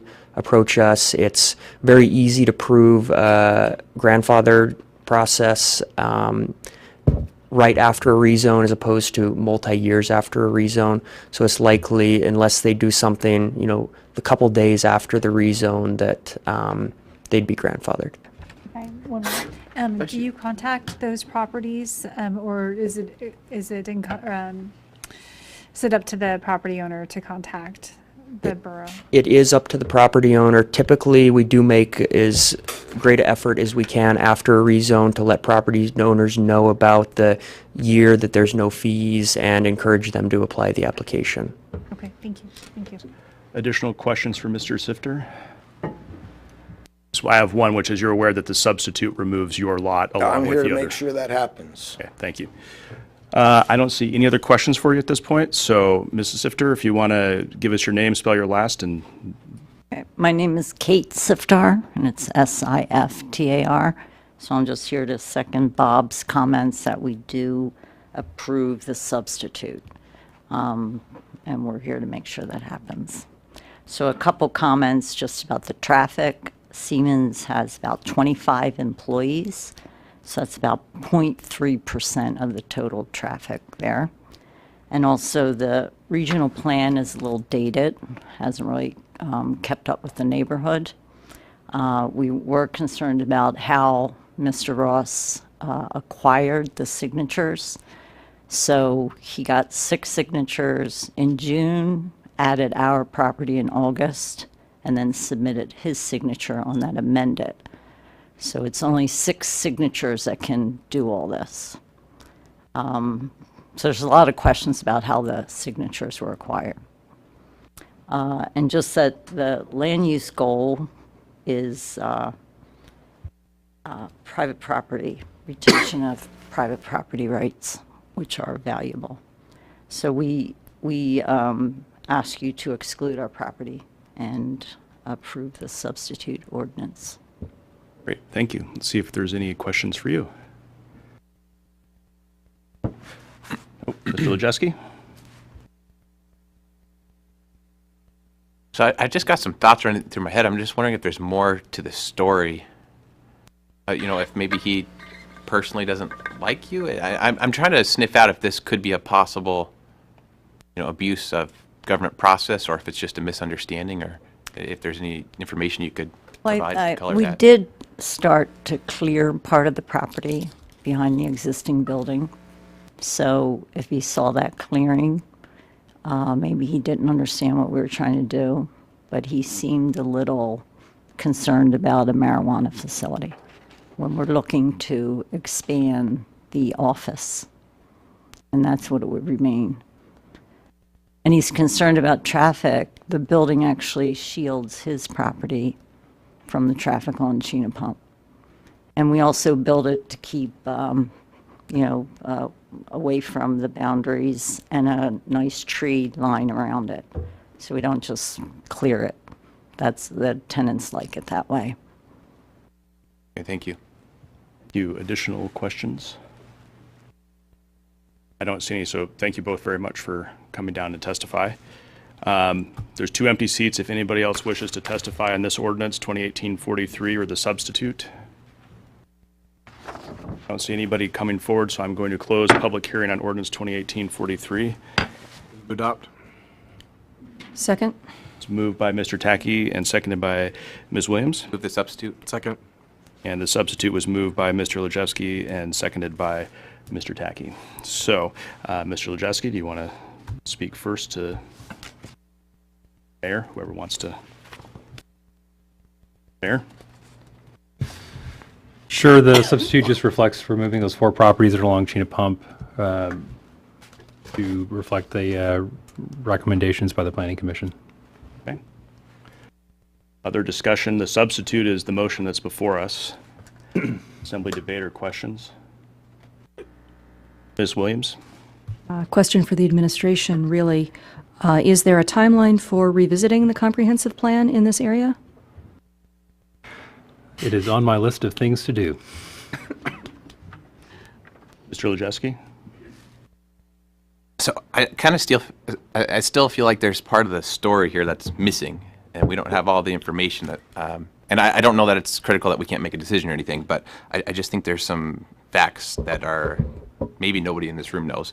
But at any rate, if there's a group of property owners and they want to rezone to some sort of residential to prohibit a marijuana establishment, they're all in agreement. I don't have any problem with that. That's kind of a message for the community coming forward. If that is the reason, and we got some testimony that perhaps that was the reason, even though it's not in the applicant's arguments here. So it's not a problem. I'll vote for that if that happens in the future. But I'm glad the folks involved with Siemens came here. There's a bullet point here that reads this rezone, for why it should pass, will limit Siemens from further expanding their existing use, which would help limit traffic noise at the intersection of Chena Pump and Roland. And it's right there on a major street. To me, even if you guys hadn't showed up, to me that's kind of an asinine reason to rezone, and I agree with you, that's a violation of property rights. And anyway, I think I'll be voting for it as it stands as the substitute. So thank you, Planning Commission, and thank you, Mayor Ward, for introducing that. Additional discussion or questions on the substitute? Are we ready to vote on the substitute? I'm going to rule the substitute carries the main motion. Madam Clerk, please call the roll. Mr. Gray? Yes. Miss Samford? Yes. Miss Like? Yes. Mr. Lojeski? Yes. Miss Williams? Yes. Mr. Tacky? Yes. Miss Major? Yes. Mr. Cooper? Yes. Would anyone like to change their vote? Seeing none, 8-0. substitute is adopted 8-0. And just so the sifters know, that means that your lot is excluded. We adopted the substitute version of the ordinance, just to be clear. All right, thank you. That will take us then to ordinance number 2018-44, an ordinance authorizing the direct sale of a portion of Section 23, Township 2 North, Range 1 West, Fairbanks Meridian, to a mining claim holder, Big El Dorado Creek. Sponsor is Mayor Ward. That information is at page 416. There is also additional information in the form appears of an amendment, a proposed amendment, in our yellow folders. Mayor Ward. Yes, thank you, Mr. Cooper. We have Ms. Moda here with Land Management to give the staff report, and as was mentioned, there is an amendment in the packet. Ms. Moda, please. Good evening. Just a quick recap of the information provided last week at the Committee of the Whole session. The sale parcel is a 40-acre portion of a larger tract that the borough owns in the Big El Dorado Creek area. This is just south of Old Murphy Dome Road. And it was acquired by the borough in the early 80s through patent from the state of Alaska, specifically as part of the Municipal Entitlement Land Grant, which is land that the borough holds for the purposes of generating revenue through sales and leases. The sale portion would be sold, if approved here tonight, to Mr. Stanley Stenberg, who holds a state mining claim on that same land. He actually holds a number of claims in that area. And the adjoining property owners who could qualify under our code for purchase of the same surface have been contacted and declined to do so, to put in a bid. The access to this parcel, as I referred last week, is through the RS 2477 trail, the Big El Dorado Creek Trail, which is public right-of-way, and the buyer understands that this is a dedicated public right-of-way and he would not be allowed to prevent public access through it. The area in question, as we viewed last week in terms of the comprehensive plan, topography, it's not a parcel of land that the borough would likely use for subdivision into residential lots. It's not conducive to that use. And so a direct sale is a consistent and appropriate way to sell the property. The area is Zone G1, and so the need, it was not thought that there would be a need to rezone this parcel prior to sale. I would add that all of the surveying and platting would be the responsibility of the buyer, so the borough would incur no costs with surveying or platting. And just one final note, the amendment that's proposed, it's essentially to put into the ordinance the fact that we would require 10% down payment as part of the terms. It's what we do with every one of our sales. It's just not written into the ordinance, so finance requested that we add that to put it in the ordinance. And that concludes my staff report. Thank you. Thank you, Ms. Moda. Mayor Ward, any additional staff report? Nothing else from the administration. Thank you. All right. I'm going to open public hearing on ordinance number 2018-44, authorizing a direct sale of a portion of Section 23, Township 2 North, Range 1 West to a mining claim holder. I have no one signed up to testify. Does anyone wish to testify? There's 2 empty seats.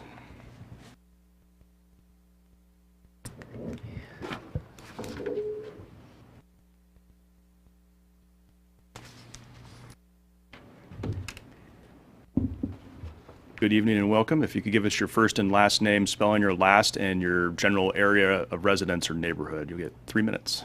Yes, my name is Stanley Stenberg, Stenberg. I live at 5.1 Mile Chino Springs Road. All right. And just to introduce myself, I was born in Providence Hospital in Anchorage on July 1st, 1945. I arrived on Big El Dorado on the 15th.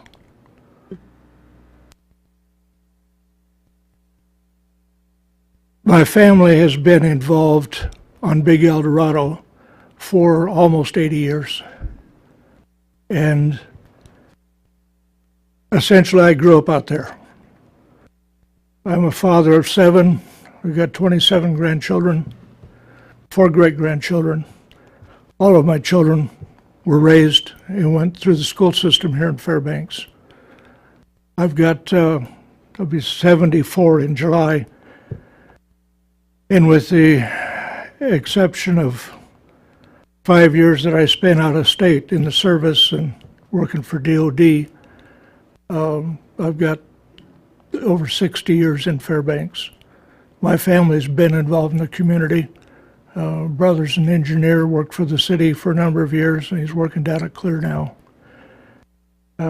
We're property owners and have been for many years.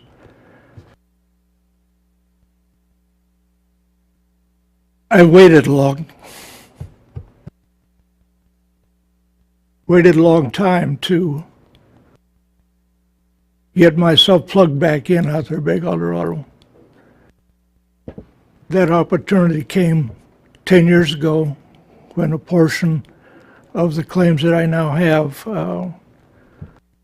was lost by my cousins for failure to file 3x5 card that BLM required, and they pulled the claims. I tried to resolve the situation, found out from BLM that the property had gone over to DNR with the state, and I was given an opportunity to file on that property as state claims, which I did. And at that time, it was 5 claims, a little over 200 acres.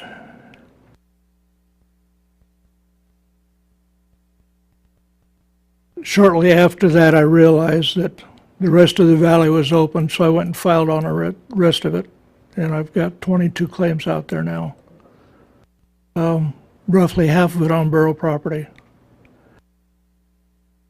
But the way the state rules are, the way that BLM rules are, I can't establish a residence out there, which is what I want to do. And this will allow me to do that. Great. Give me the surface estate. And the last 20 years I've been growing apples. I've been retired for 2.5 years. I worked out at Gilmore Creek as satellite controller for 18 years. And Mr. Stenberg, let's see if there's questions for you. We've come to the end of the time for public comment, so let me see if there are questions for you. Well, that was quick. It goes fast, doesn't it? Anybody have any questions? I don't see any, but we really appreciate you coming down and talking to us. I know Ms. Moda told us last week how important this property was to you and your family. Extremely important. Appreciate you coming down. Thank you very much. Thank you. Does anyone else wish to speak on this ordinance 2018-44, an ordinance authorizing the direct sale of a portion of Section 23 to a mining claim holder? I don't see anyone else coming forward, so I'm going to close public hearing. Move to adopt. Second. Moved by Mr. Gray, seconded by Mr. Tackey. Mr. Gray? I'd like to move the amendment to ordinance 2018-44 as follows. On line 47, after the comma, add quote, requiring 10% of the sale price as down payment, end quote, to read as follows. The parcel shall be conveyed by deed at 10% above fair market value as a borough finance sale, requiring a 10-year deed of trust guarantee to the borough as beneficiary, requiring 10% of the sale price as down payment, and with interest set at 4.25 percentage points above the then federal discount rate. Second. It's moved by Mr. Gray, seconded by Mr. Tackey to amend the ordinance as follows. On line 47, after the comma, add, quote, requiring 10% of the sale price as down payment to read as follows. The parcel shall be conveyed by deed at 10% above fair market value as a borough finance sale, requiring a 10-year deed of trust guarantee to the borough as beneficiary, requiring 10, open paren, numeral 10, close paren, percent of the sale price as down payment, and with interest set at 4.25 percentage points above the then federal discount rate. Is there any discussion on the amendment that's before us? Is there any objection to the amendment before us? Seeing none, the amendment is adopted without objection, so we're back to the main motion. Mr. Lajewski.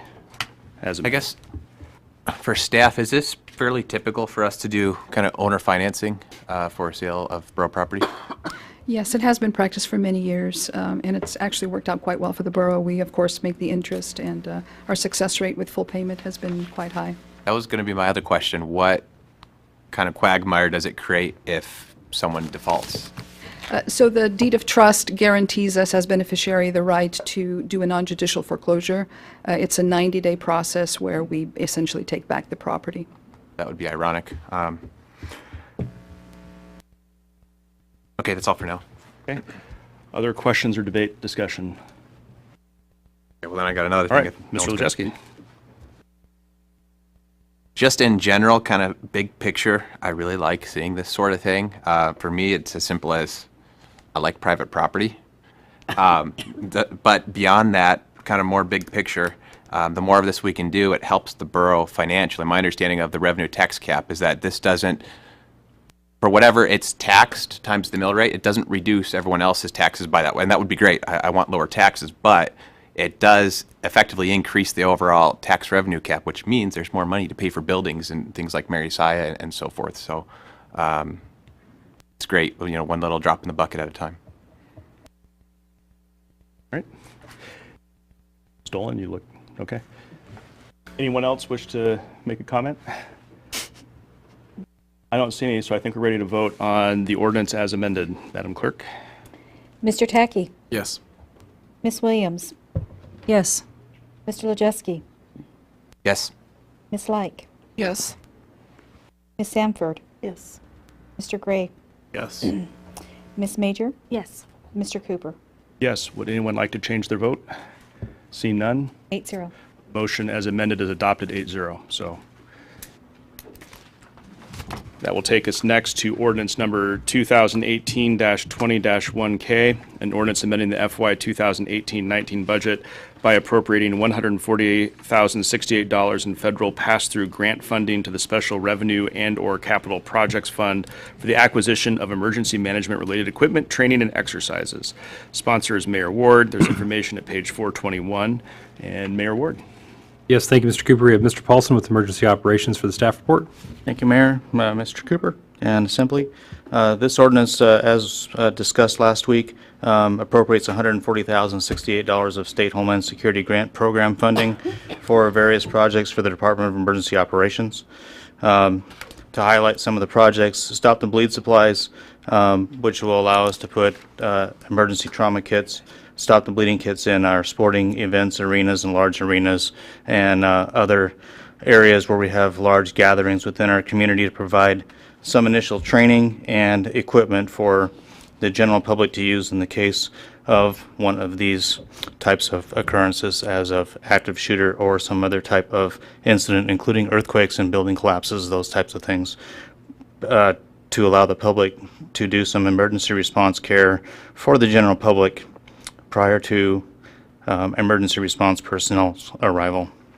It also allows us to provide one full-scale exercise of one of these types of incidents. This one will particularly be an active shooter full-scale exercise, which will be done region-wide with all law enforcement agencies and emergency responders included. It also includes support for Citizens Corps and volunteers in policing to support these exercises and trainings, which are put together by volunteers, and training supplies and other equipment to provide these exercises. It also increases our physical security enhancement for our Emergency Operations Center by securing our server racks and installing new card readers for access into that facility. It also provides minimal amount of money for travel and participation in the statewide Alaska Shield exercise. And with that, that concludes my staff report. All right, thank you, Mr. Paulson. Nothing else from the administration. Thank you. All right, I'm going to open public hearing on ordinance number 2018-21K, amending the 18-19 budget by appropriating $148,068 in federal pass-through grant funding to the Special Revenue and/or Capital Projects Fund. I don't have anyone signed up to testify on this ordinance. Does anyone wish to come forward to testify? See none, I'm going to close public hearing on this ordinance. Look for a motion. Move to adopt. Second. Moved by Mr. Tackett, seconded by Mr. Gray. Assembly debate or discussion on this ordinance.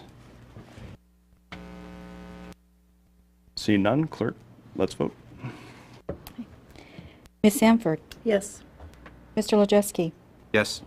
Mr. Tackey? Yes. Ms. Williams? Yes. Mr. Gray? Yes. Ms. Like? Yes. Ms. Major? Yes. Mr. Cooper? Yes, would anyone like to change their vote? Seeing none, 8-0. ordinance is adopted 8-0. Next, we have ordinance number 2018-20-1N, an ordinance amending the FY 18-19 budget by appropriating $125,000 from the general fund balance to the multi-year general subfund and/or capital projects fund for projects associated with state and federal regulatory compliance and hazardous materials. Sponsor is Mayor Ward. There's information at page 427. Mayor Ward. Yes, thank you, Mr. Cooper. We have Ms. Smith for the staff report. Good evening. As I mentioned last week, there's no regular funding on an ongoing basis to address our compliance issues here at the borough. So this money would be used to start a number of projects, and the future funding would then be included in the multi-year and capital projects section of the budget.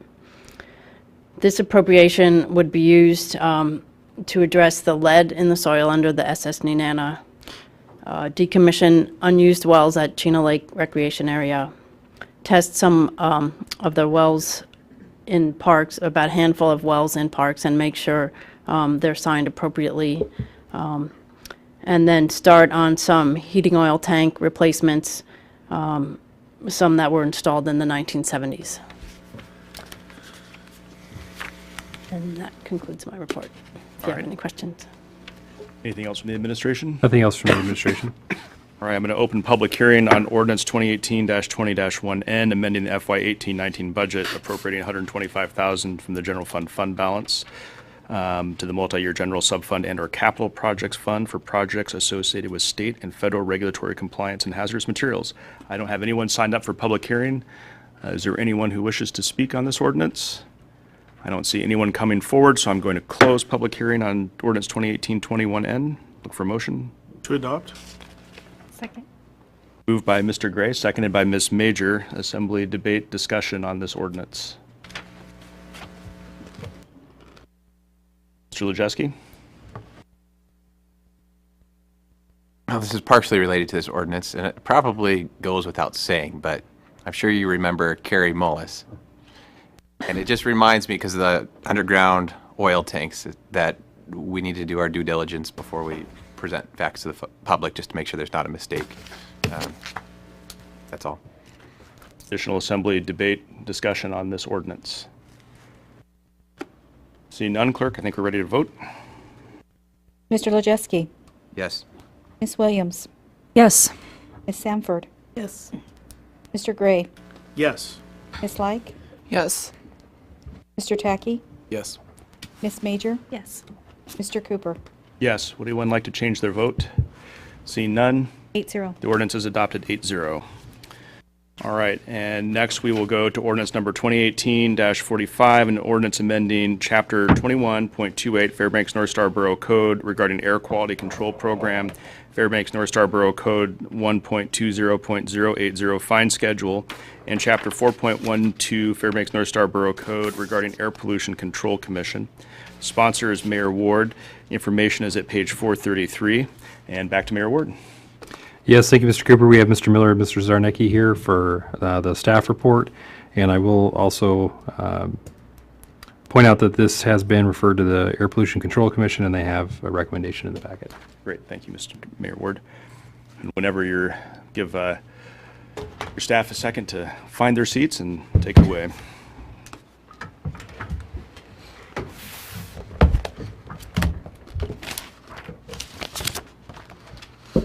So good evening. This ordinance modifies several sections of the Borough Code in response to Proposition 4, which was passed in the most recent local election. The operational changes that we've recognized due to the change was we've dropped the enforcement and compliance program. We've also eliminated the hotspot guidance program, which was also known by the sniffer or a mapping program. We've stopped issuing air quality alerts for purposes of burn bans. And as the mayor specified, this ordinance was reviewed by the Air Pollution Control Commission on November 27th, that they voted to recommend the adoption of this ordinance with one particular change. I think it was on line 757. There was a typo that they recommended that change, and it appears that in the most recent versions that change has been made. And that concludes my staff report. Thanks, Mr. Miller. Mr. Zarnecki or Mayor Ward, any additional staff report? Nothing else. Nope, nothing else. Right, nothing else from the administration. All right, very good. I'm going to open public hearing on ordinance number 2018-45, an ordinance amending Chapter 21.28 Fairbanks North Star Borough Code regarding air quality control program, Fairbanks North Star Borough Code 1.20.080 fine schedule, and Chapter 4.12 Fairbanks North Star Borough Code regarding the Air Pollution Control Commission. I have one person signed up, Patrice Lee, if you want to come forward, and if there's anybody else here tonight who wishes to speak on this ordinance, you're welcome to take the empty chair. So, Ms. Lee, you know the routine? Yes. Patrice Lee, Chino Hot Springs Road.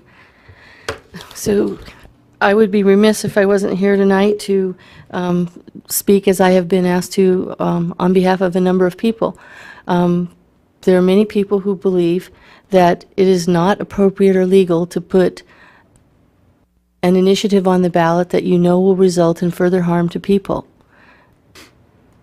We've, maybe back in the day, in 2013, when we did these citizens initiatives to prevent the borough from doing air quality enforcement, we didn't have as much science, or maybe the medical wasn't as well known as it is today. But I don't think anybody sitting here today can say that we don't know what the dire effects are. And we would never put to the ballot whether or not we reported communicable diseases to the CDC. Section 7 of the Alaska Constitution, which we've referred to this evening, says that under the Alaska Constitution we'll protect the people, including all the boroughs and villages and, the entire population of Alaska. So I would just urge you, as you go through this, to make sure that you do not remove a single thing more than what the Home Heating Reclamation Act is. And by the way, I do believe there's a huge difference between heating your home and how you heat your home and breathing and what you breathe. To me, there's still that disconnect. I understand all the issues as well as anybody does, and I know that you do too. But we cannot continue to thwart the Clean Air Act. It's the law of the land, and I don't believe that in the future we should approve an initiative that we know will result in additional harm to the persons of our community. Thank you. Ms. Lee, let's see if there are questions for you. Not seeing any. I have one question, though. Before the meeting, you and I were talking about initiative versus referendum, and what were you, can you explain to me what that issue was that you were raising? Well, it came up in several of our meetings that an initiative is when you add something to Borough Code. And Ms. Berman explained to me, and I agree, that we're adding the language of the Home Heating Reclamation Act. But whether or not it fits in there, it remains to be, I think, further evaluated, and I think it'll be evaluated for years to come. A referendum is when you remove items from code. So when you take these things out, you're substantially removing things from our code, which falls under the category of referendum. So the question is this more referendum or is it more initiative? Was it properly advanced in the very first place? All right. I was going to ask Mr. Ward, Mayor Ward, go ahead.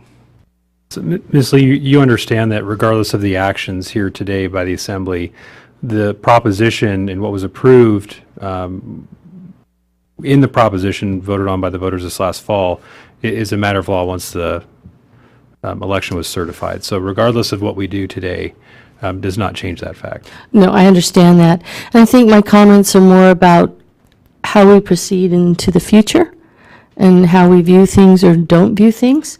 And of course, I'm certainly open to correction if I've made any errors. I'm a human and I do make them. But we hit 526 micrograms per cubic meter at Chena Hot Springs Road for over 20 minutes the other night. And the alert went off on Purple Air that said, everyone is experiencing health effects at this point. The average for the day was 295. Now, our Purple Air monitor is co-located with the Hearst Road monitor, and they're co-locating very nicely right now. Ms. Lee, I hate to interrupt, but I want to keep it on the ordinance here. Sure. So the ordinance would be, we don't have enforcement now, and I understand the results of the election. It actually, falls to the state. We all know that now, and we wish them good luck. All right. Let's see if there's any final questions. Mr. Lejeski. For staff, Borough Attorney, could you explain exactly what the initiative process does? Whether, versus a referendum and so forth, adding to code versus taking away? So typically, an initiative enacts legislation where a referendum repeals legislation that's already been adopted by the governing body. I think it's slightly outside the scope of this ordinance, but we had the work session back in October after the initiative ordinance first passed, after the proposition first passed. And I did identify it as an issue in my memorandum to the borough clerk at the time of certification that this potentially was a referendum and not an initiative.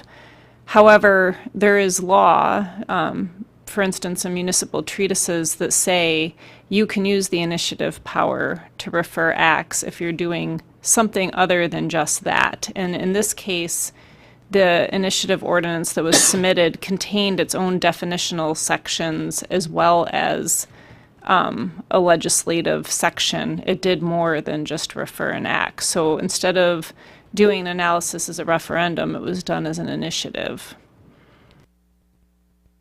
Does that answer your question, Mr. Lejeski? Partially, but that brings up another question. If we're still technical here, so keeping that vague.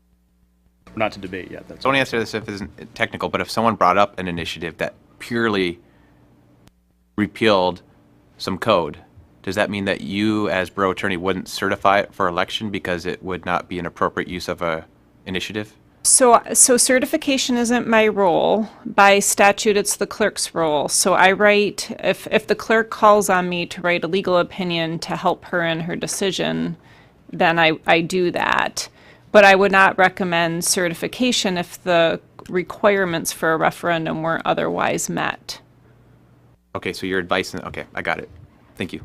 Any additional questions for Ms. Lee or technical questions for the administration?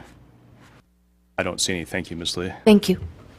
It's empty chairs. If anybody else wishes to speak on this ordinance, I don't see anyone coming forward. I'm going to close public hearing on ordinance number 2018-45. Look for a motion.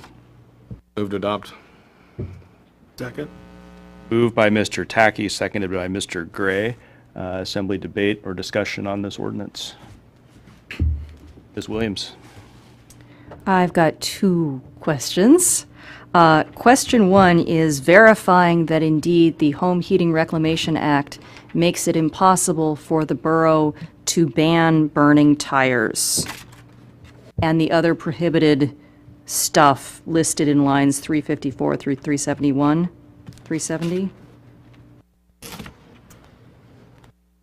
So the Home Heating Reclamation Act quite broadly restricts the borough from regulating, prohibiting, curtailing, banning, or issuing fines and fees associated basically with anything to do with a solid fuel heating appliance. So anything that can be burned in a solid fuel heating appliance or any type of combustible fuel. So including tires. To the extent that they're going to be used in a solid fuel heating appliance, it takes away our regulatory authority. My more general comment is some of the things that are being removed from this don't seem specifically related to the prohibitions that are now imposed on us in the Home Heating Reclamation Act. In particular, I'm very surprised about the removal of the various definitions in lines 1 through 200, basically. This feels like we're removing more stuff from the ordinance than we need to. And given that the problem of clean air is not going away anytime soon, continuing to keep as much information as we can in this section of code seems prudent to me. Thank you, Ms. Williams. Ms. Like?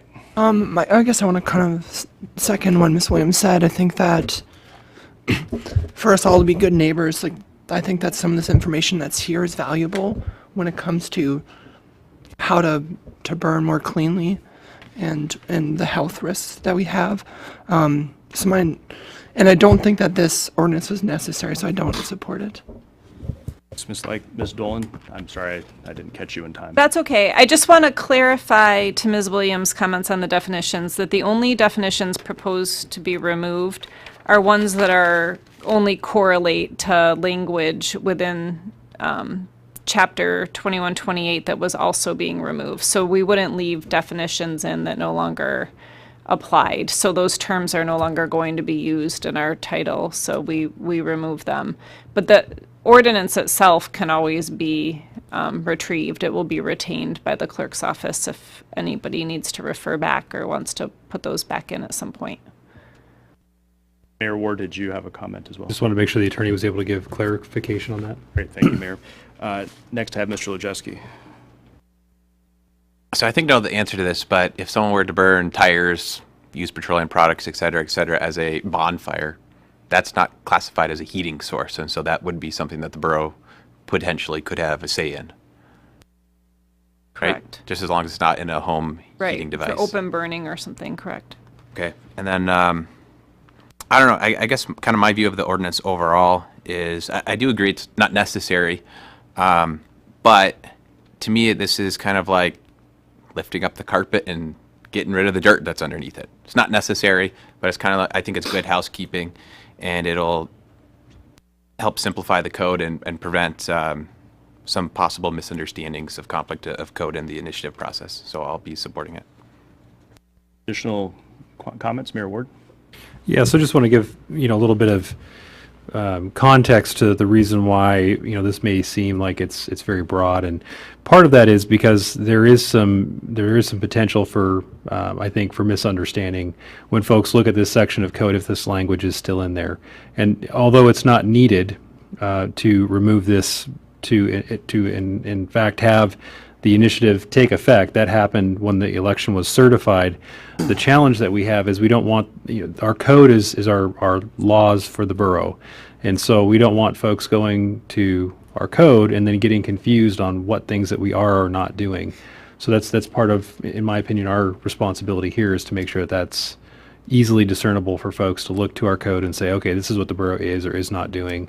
Now, it's not to say that some of these things may not be regulated by the state, which many of them are, but it's just saying that we're identifying that this is something that's not being regulated by the borough. So it's adding in that clarity, which I think is part of the reason why you see those definitions being removed, because they're no longer being used in this section. And again, making this easy for the public to understand what it is we are or are not doing. Mayor, additional comments or discussion on the ordinance? Ms. Lyke? I just have one more comment. If someone did misunderstand, they would probably pollute less, and that's a misunderstanding I'm okay with. Additional debate or discussion on this ordinance? Ms. Williams? The Assembly appropriated some money, I think, for a study on electrostatic precipitators 6 months ago or so. Does removing the definition of an electrostatic precipitator from this ordinance have any effect on that? No, that's a separate ordinance and program that's still in progress, and I believe that Mr. Zarnecki gave you an update by email today on that. And that particular update's outside, I think, the scope of what we're doing now. But there is a memo in everybody's email queue on the status of the ESP testing. So, additional comments or discussion on the ordinance before us? I had Mr. Gray next. Well, reluctantly, I am voting yes on this. I think it is a good housekeeping ordinance. I think, upholding the will of the voters as they passed the Home Heating Reclamation Act. I agree in upholding that, despite the misinformation that was put out that we were going to somehow usurp that. That's not true. So I will vote yes on it for that reason. I don't think I just wouldn't be surprised if in a couple of years we're putting some of this stuff back in code. So that's all. Additional discussion? Mr. Tacky. I just wanted to, harp on the same points that Mr. Gray and Mayor Ward have already presented as well, although we might not agree with this, and the whole misinformation of us usurping this was quite the blow, but that is definitely all of us upholding the will of the voters, and anything that you can avoid any confusion for citizens looking at code of ordinances, I think is a huge benefit. It's already complicated enough for people that aren't lawyers, let alone a layperson being confused by this, or potentially potentially viewing it as us trying to confuse them so they think they have to follow another law. I think that's kind of a bad thing. So I'm voting in favor of this. All right. I have Mr. Lachewski next and Ms. Major. I understand your point, Ms. Lyke, but something else to add to it. It may not change your mind, but a cost that perhaps you didn't think of, maybe you did, but if you're interested in general in code enforcement with our one officer, leaving this code in place may very well create additional complaints for that one officer and just increase the workload and slow down the effectiveness of that person. So on a less serious note, from a kind of libertarian perspective, that might not be the worst thing, but seriously, that would be a cost to going with that strategy. Ms. Major? I just want to echo some of my fellow assembly members' comments regarding support for this ordinance, really, and just cleaning up the code. And I agree with the mayor that providing very clear, making sure that the ordinance is clear with the laws that we have is really a good thing, and it makes it easier for our residents to understand what they can and can't do. Additional comments or discussion? I'm not seeing any, so clerk, let's vote. Mr. Gray? Yes. Mr. Tacky? Yes. Ms. Williams? Yes. Ms. Sanford? Yes. Ms. Lyke? No. Mr. Lojewski? Yes. Ms. Major? Yes. Mr. Cooper? Yes. Would anyone like to change their vote? Seeing none, 7-1. the ordinance is adopted 7-1. So that takes us next to consideration of calendar unfinished business, but before we move into unfinished business, we're going to take a 5-minute break. So we'll be back here at about 8:25.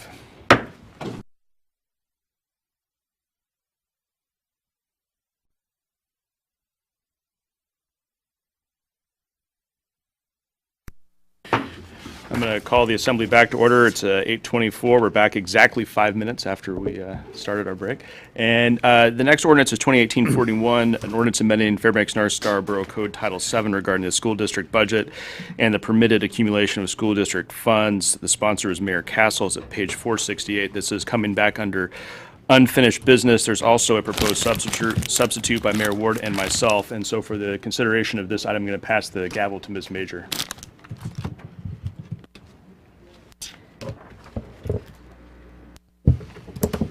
So I will, this ordinance was reconsidered and postponed on November 8th, 2018. The main motion made on October 25th, 2018 as amended is before the assembly. And it looks like we are at assembly debate and questions of staff. Mr. Cooper. I'm going to move the substitute.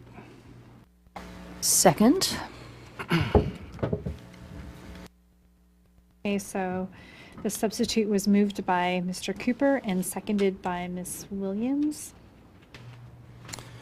I'll give the mayor an opportunity first to give a staff report on this, but I just wanted to note that when this was last before us, when we postponed it till now, the reason I was willing to do that was to give the administration an opportunity to work with the school district administration, and Mayor Ward and Superintendent Gaborik and Andy DeGraw have diligently done that, and I've been at several meetings with them and Ms. Dominique, the school board president. In your folders, there's additional information, including the resolution that the school board adopted, which is the corollary to the substitute ordinance that's before you. And those two mesh up perfectly through all of those efforts. This was a lot of effort to come to a solution that was a win-win for both the district and the borough. It represents a change in priorities, I think, from the underlying ordinance. I think one thing you'll notice in particular about how this is structured is that the school district is agreeing to pay for 2 roof projects up front as part of this. I think this fits more into the mayor's overall strategy, perhaps for budgeting going forward, and I'm sure the mayor will talk more about that during his staff report, but I just wanted to give that little bit of background on the process. So.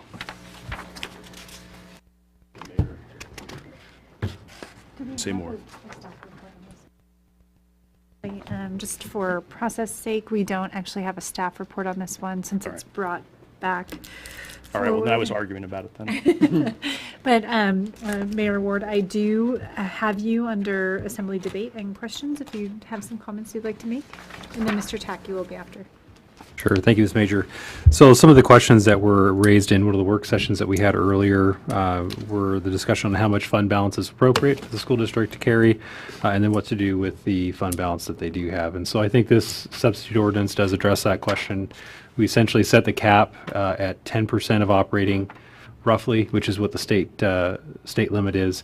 We use the formula based on local contribution because it's an easier calculation versus the state formula, which has some funds which are included, others which are not. And so the other question to that was what to do with the fund balance that is there, as that does show that there is an addition the school district has above that 40% of local contribution, which is roughly 20 million. And as part of that, the school district has agreed through resolution to pay for the maintenance of the 2 roofs that were on the bond package this fall that were not approved by the voters. So this also does change the effective date, so it gives us time for those things to be put in place, as well as an agreement. It gives a timeline for an agreement to be put in place with the school district to be able to allow for those re-roofing projects to be done within the constraints of what we have to operate. If not, then those would lapse back to the borough for us to do under our conventional project process. Okay, Mr. Tacky and then Mr. Gray. I have several questions. How did we determine to get to 40%, which would be the $20 million for a fund balance, and what justification is there for having a fund balance inside the component unit versus having most of it roll back and having a smaller fund balance in there, and then whenever they need to, they can always come back. That's question one. Question two would be, who would be drafting up this memorandum of agreement? How much time and effort is supposed to go into this when effectively if the same thing's going to happen regardless of whether this is passed this way or not? Or if it goes the other way and we roll back $7 million and spend the funds the same way, why have that extra work with, you know, what's the purpose? And the third question is it legal for them to actually expend money for capital building maintenance items when technically it's our building and we're supposed to be the ones spending the capital funds on it? And I think we have like a memo from the lawyer as well today that addresses some of those concerns about the clawbacks. So I don't know, who wants to field all those? So, Mayor Ward? Yeah, so I just to run through those, make sure I get those questions right. The question one on what methodology was used for the calculation of 40% of local contribution, and again that goes back to the state maximum of contribution, which is 10% of operating. It's calculated a little bit differently. Some funds are included, other funds are not. So again, referring back to our contribution, which is a thing that we control at the assembly. Being 40% is roughly equates to 10% of the operating budget for the school district. And that discussion came out of conversations with the school district on what they would like to see as a maximum amount of fund balance to allow for future planning efforts and things along those lines. To the second question on the lapse, and this really is the second and the third question, the MOU is what would give us time to be able to pencil out how the process would work if the school district did do this project. And there is some question on whether or not it would count against us in our local contribution, as it is state mandate that the borough is the one that owns and is responsible for the major maintenance of those buildings. So there is some question. I think the attorney did send some conversations to the assembly that we've had with the state, trying to figure out exactly what is allowed, what's not allowed. And so the intent here is to do, if it is allowed, then to pursue that path. If not, then it would require that it would count against us and our local contribution to the school district. So I think that answers your three questions. Legality out of it. Yeah. So maybe I just need to clarify, it's not illegal to have an agreement between a borough and a school district for the school district to do major maintenance and capital projects. So it's actually in the statute that you can have that agreement. The issue is whether or not it will still be considered local contribution for purposes of the funding formula. Okay. So, yeah. I believe Mr. Cooper has a response to that as well. Yeah, I just wanted to respond. This is a combination, I think, to questions 2 and 3 that you asked, Mr. Tackey. So as has been touched on by Ms. Dolan and Mayor Ward, I think this is really about how this affects the local contribution, and the school district wanted an opportunity to try and do this a way that it was a little bit creative and doesn't affect the local contribution, so that they don't end up having to come back to us to ask for more money to make up for that money they might have to send back if the money is deemed coming back to us. And I note that the way the ordinance is drafted, if that fails, then the money does come to the borough's school district FMR account. And so, I mean, there's a fail-safe in there for that. But I think it's worth the opportunity to explore this avenue as a way that try something different and see if it works. Thanks. Okay, Mr. Gray? Oh no, my question was about Ms. Dolan's email, actually, so it's been raised by Mr. Tackey and answered to my satisfaction by others, so thanks. Ms. Williams?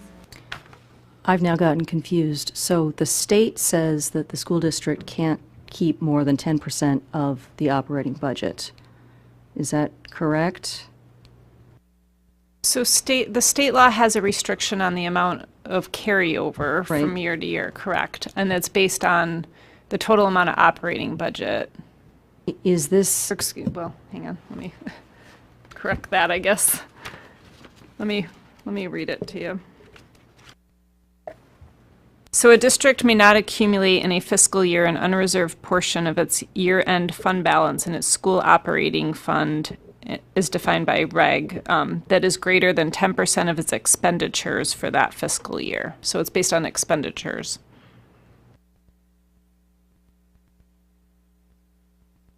Our And- ordinance is crafted as proposed on a different basis than the state regulation. But it would effectively be letting the school district keep another approximately 10% of expenditures in the unreserved fund balance?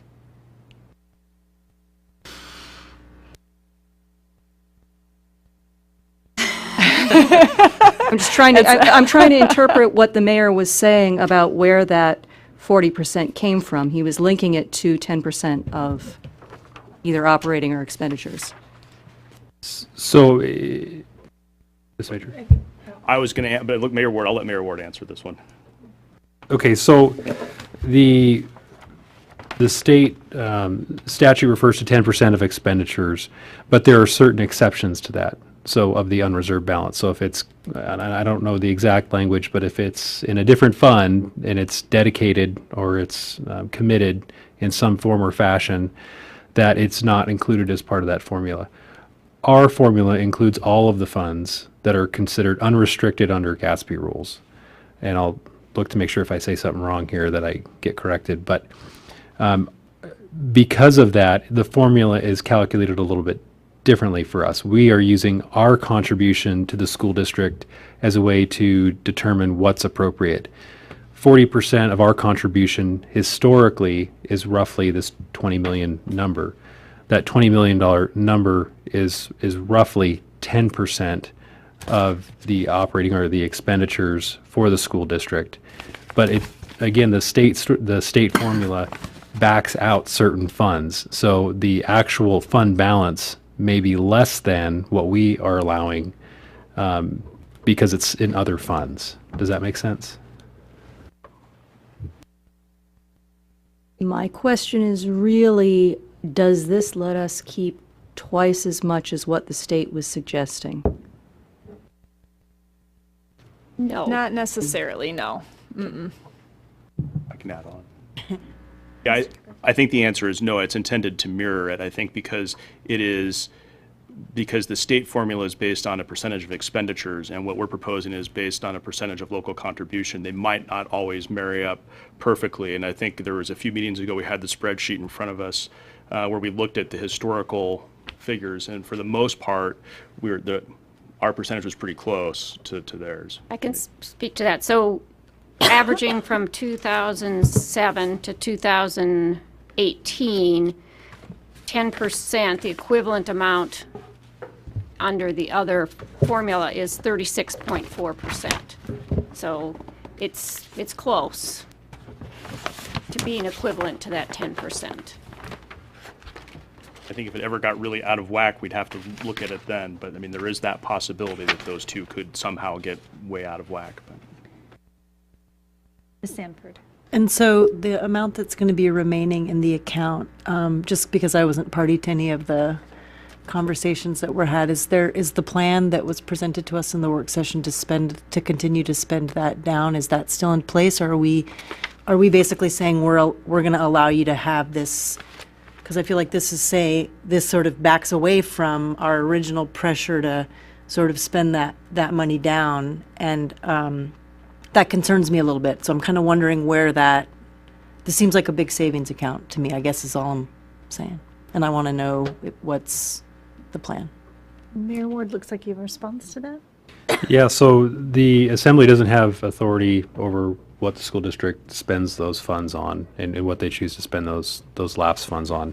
But the amount that's left, that 20 million, essentially is made up of a component of different funds. So we have the general fund, the transportation special revenue fund, the food service, risk management, and I believe the equipment replacement. So it's not that there'll be $20 million in their general fund, but there'll be, there's other components that are stuck off in these other funds that make up that total amount. And that's what's different between our formula and that 40% that we're using versus the 10% of the state, because some of those things are backed out from the state formula. Now, it is, there is a potential that the school district could continue to carry a large fund balance up to that $20 million amount.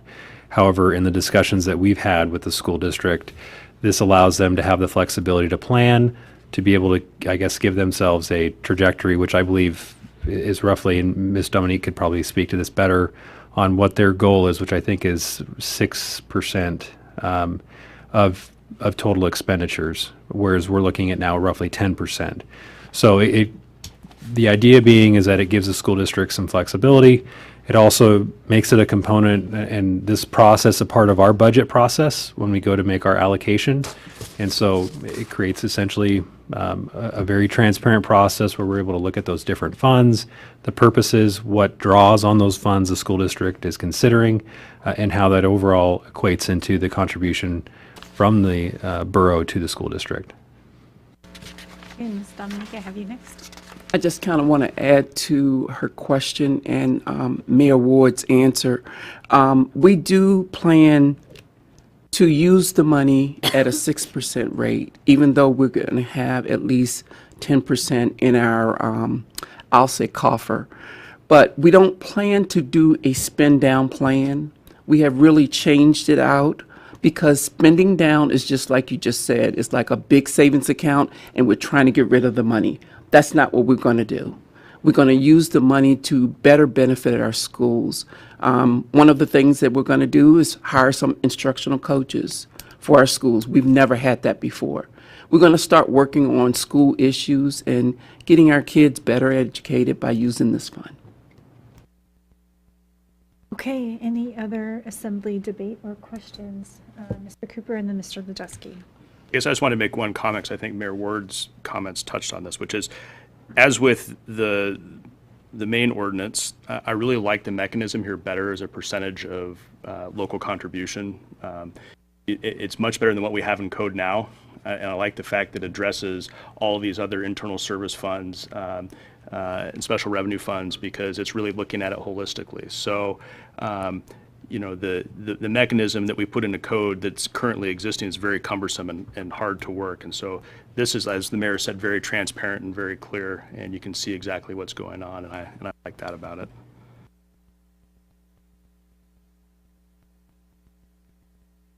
So probably everyone here has heard of Guy Satley, and on October 25th, he sent us an email directed towards the original ordinance, not so much the substitute, but it's very short, and I just want to remind everyone it's there, and everyone in the public who maybe doesn't have access to our email, unless you do a public records request, what he said. So at that time, he said, "In my 7 years on the Assembly, I've never seen I have seen many instances of parts of the borough government hiding assets and funds, but it is usually in the depths of Chino Lakes and or in the boneyard behind transit or animal control. But I've never seen anything to equal the current school administration, whether it's got 20 million, 32 million, or 38 million, it's got to be halted."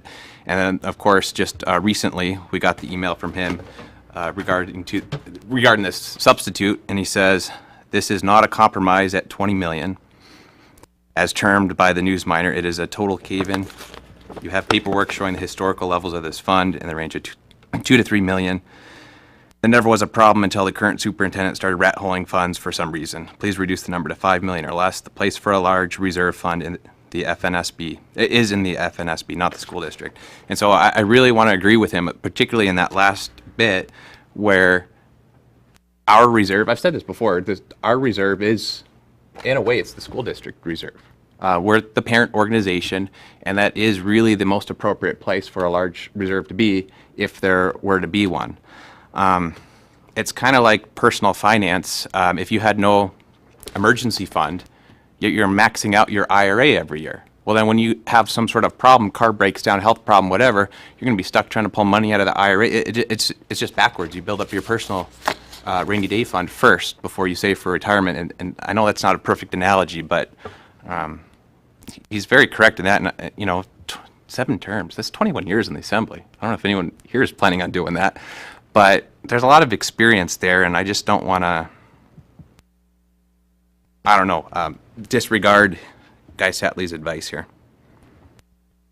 Okay, thank you, Mr. Ledusky. I have Ms. Dominique and then Mr. Tacky. I agree with Mr. Ledusky to a certain point. He makes very good points on a lot of issues. But the point of the matter is, I feel this has come forward. We've worked on it, we've worked together on it, and it has to come to a halt somewhere. I don't feel like taking our whole 20 million is going to resolve the issue. We're moving into another direction of doing things that need to be done, and we can't do that with $5 million just sitting there. There are a lot of things on the docket that this new board, basically, we have 2 new members and new president, and there's things that we're going to be working on for our schools, and $5 million just won't do it. And I've known Mr. Satley for quite some time. Everyone's going to have an opinion in this process, and I just feel like the 20 million is reasonable. It's down from 35, so. You, Mr. Tacky? So just to make a few points, so regarding the $20 million and leaving $20 million, the way the original ordinance is drafted, not the substitute we have here, you'd only be pulling back $7 million the first year, and it would slowly be bringing it back over to be utilized in the school district's facility maintenance reserve fund, specifically for these projects. And your savings account shouldn't be we need a plan to spend this to do certain programs. These certain programs, I think, should be budgeted for and requested for funds and be brought to the assembly or to say, hey, this is our budget and we need more money because we have these other programs in mind, rather than we need to use our savings account to do that. That's kind of the idea on that one. And then I think that we have developed much better communication with the school district and our administration, and that's been very positive and a great way to move forward, and I think there's a very bright future there. But I don't think that spending all this time to create a memorandum of agreement for it to do effectively the exact same thing without it just sounds like extra bureaucratic processes and waste of time and money. So I actually am I'm against this substitute, not because of the spirit of it and the fact that we can work together and come up with plans, but just because it sounds like it's a way more bureaucratic process and extra work that's unnecessary, when we could just go with what we had beforehand, pull back $7 million just this one year that goes right to the Facilities Maintenance Reserve Fund to be used for the roofs. And then you can utilize the funds down in the following year, which we would preclude anything that was utilized for this one, for this year, the way it's currently drafted, not the substitute, but the previous one, that any provisions that you utilize from your fund balance to pay for the funding for this year wouldn't even be part of the calculation. Give Ms. Dominique an opportunity to respond, and then I have Mr. Cooper and Mr. Lajewski. The $7 million that you're speaking of that would come to you each year would mean that you all would make us whole. Is that correct? If we were to give you $7 million straight up for your capital fund that you have here, you would have to make us whole according to the first ordinance. Is that correct? We'd have to make you whole for whatever you lost because of the calculation. Right, Not but necessarily this all way, $7 million. okay, This but this thing way might that still we're be doing it, it will make no one have to give us anything, because the funds would stay with us. You all are going to do the project, and this way you wouldn't have to make us whole. You wouldn't lose any money in the deal either. That's not true, because actually inside this ordinance, it says the money would have to transfer to our project fund to actually be expended and go through our procurement process. And that is the question that the lawyer, Ms. Dolan here, has out right now to Mr. Blackwell, of whether or not it does count against the clawback effectively and take away from our contribution amount, which we would then have to make you whole again, potentially still, regardless. Well, that wasn't what was explained to us from the same department, so. I'm going to move on to Mr. Cooper next. Well, first I'll respond to Mr. Satley's comments. Mr. Satley and I have agreed on many things over the years, and I probably would agree with him on his comments about this ordinance, except that I think we're in a completely different place than when Mr. Satley was sitting here. I think that the proposed ordinance makes the process much more transparent and open, and everybody can see exactly where the money is going. I think that there obviously is a bit of compromise here, because this is a higher fund balance than that the district gets to keep than some on this assembly might like, and it's a lower fund balance than some on the school board or the school district might like to have available to them. But it is a different approach, and I think one of the things that's telling about this different approach is that the district is putting skin in the game. I mean, they're going to put $7.4 million into roofs up front, and I think that's the kind of good faith that they're demonstrating that in my mind justifies taking this approach. They're taking that step. To Mr. Tacky's point, I don't agree that it creates more bureaucracy to do this. I think it gives the district a chance to do this in a way that allows them to save money and not have to come back and ask us for more potentially down the road. And if that doesn't work, there's a mechanism to deal with that in the ordinance, and it goes back to our capital projects fund, our district facilities maintenance fund. So I think that it's worth giving both administrations a chance to see if there's a way that this works seamlessly for the district to try out. Because if it does, that's a good way to approach going forward potentially some capital projects and maintenance by the district. Is that, Ms. Dolan, is that in response to Mr. Cooper's comments? Yeah, if I could. I just want to make sure that it's clear what our discussion was with the Department of Education on the memorandum of agreement, and that is, even if the district does the projects, they have to demonstrate ownership of those projects and control of them, which means they would have to issue the contracts, and they don't typically do construction and consultant contracts, so they wouldn't be using our term consultants that we've already procured. They would have to do a separate procurement process for all of that. And our Public Works Department is typically project-based. Our project managers are funded from those projects. So we would have to work through how to have a project manager basically with a reimbursable agreement through the district now. Because those funds wouldn't be over here at the borough. So I just want to make sure that's clear. That was outlined in the email correspondence that Debbie Brady had sent to Mr. Blackwell. That was kind of at the end of my email there, but I just want to make sure you're clear on that there is some extra work that would have to be done for the district to manage these projects because they don't have the current staffing to do it. They don't have the engineer staff and the project management staff to do it. So I don't want that misrepresented, so. If I can respond quickly, I'm not trying to misrepresent. I know you're not. I just want to make sure that we're being clear. I guess the point I was trying to make with regard to Mr. Tacky is I think if the district has to come back to us to ask for more money, that there's a whole ordinance process and a whole bunch of other administrative work that has to be done either way. So to me, it is a wash, and I'm willing to give them a chance to see if we can find a way to make this work reasonably. Next I have Mr. Lejeski and then Ms. Williams. So I don't want to come off as sounding too hostile towards the school district, because I guess I said or associated myself with some more negative comments, but I also have some of my own which are much more positive. And I feel like what the school district is doing is it's an olive branch, and my instinct is to reach out and grab it. And so it's absolutely a step in the right direction. And even if I don't think it's a big enough step in the right direction, I still want to reach out and grab that olive branch. You know, I don't have to like it, and I can still still grab it. So I guess that's kind of where I'm at. So I would like to see at least one of these passed tonight. But yeah, I guess that sums it up. Both of these are a step in the right direction, even if I'm not totally satisfied with them. So I have a hunch that might be where some of you guys are at too. Okay, Ms. Williams. How much money will remain in the school district's fund if we pass this substitute ordinance? With me while I grab the right sheet of paper. So when you say in their fund, they will have about $25.7 million. Okay. Excluding impact aid. Correct. Right. Excluding impact aid across all the funds that are proposed here. Is that the 20?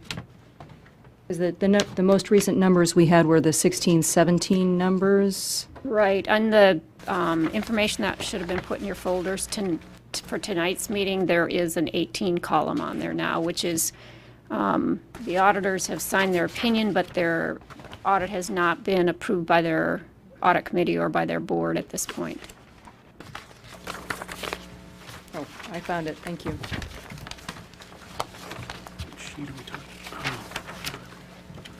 Hey, excuse me, is there any other assembly debate or questions?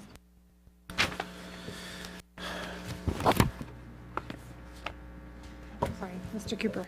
I guess in the end, I would just, ask the Assembly to seriously consider adopting the substitute ordinance. I think it reflects a step forward. I think it reflects the right step forward. I think it reflects, out of the two ordinances before us, the better way to move the relationship forward and the process forward in a different direction that I think will be more productive. So, took a lot of effort from the administrations to come up with this. I appreciate the amount. I mean, this is something that the mayor, worked out, and I think it reflects his vision to a certain extent. I don't want to put words in the mayor's mouth or vision in the mayor's head, but I think that in addition to it being a reasonable solution, I think it gives the mayor a chance to move his agenda with how to interface with the school district forward. Ms. Dominique? Okay, I can barely hear you, Ms. Majors. Sorry. I just wanted to say that I really appreciate the time and effort that has gone into this new ordinance, the amendment that we have on board right now. And I am willing, and I know this board is willing, to work with the Assembly to assure you guys in any way that we can that it's going to be working to the benefit of our schools. The only thing we can ask for you is to give us an opportunity to be able to hand you that olive branch and take it, and we'll work on our schools and get things in order the way that it needs to be. Okay, Mr. Tacky. I move to amend line 85 of the substitute from 40 to 30%. Second.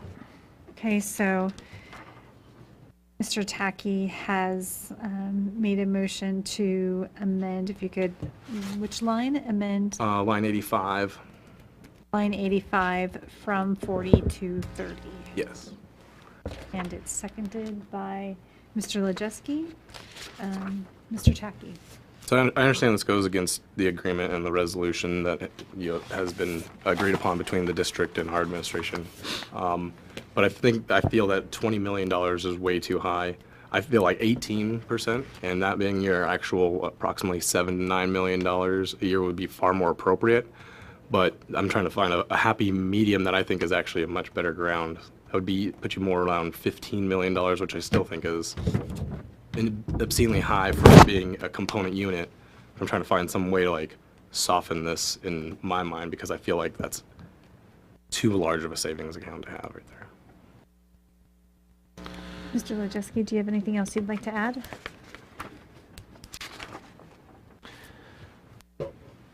Yeah, I guess. Well, no, I'll save it for the main motion, or the main substitute motion, whatever it's called. Okay, so next up we have Mr. Gray, followed by Mr. Cooper. Well, I guess my question would be, what are the implications to this resolution that the school board passed now if we adopt this amended substitute as proposed by Mr. Tacky? Anyone that wants to take that.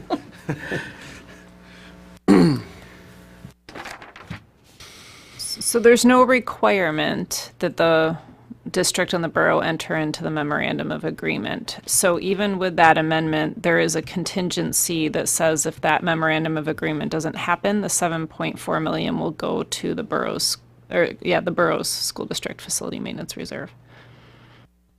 So that the contingency wasn't proposed to be amended.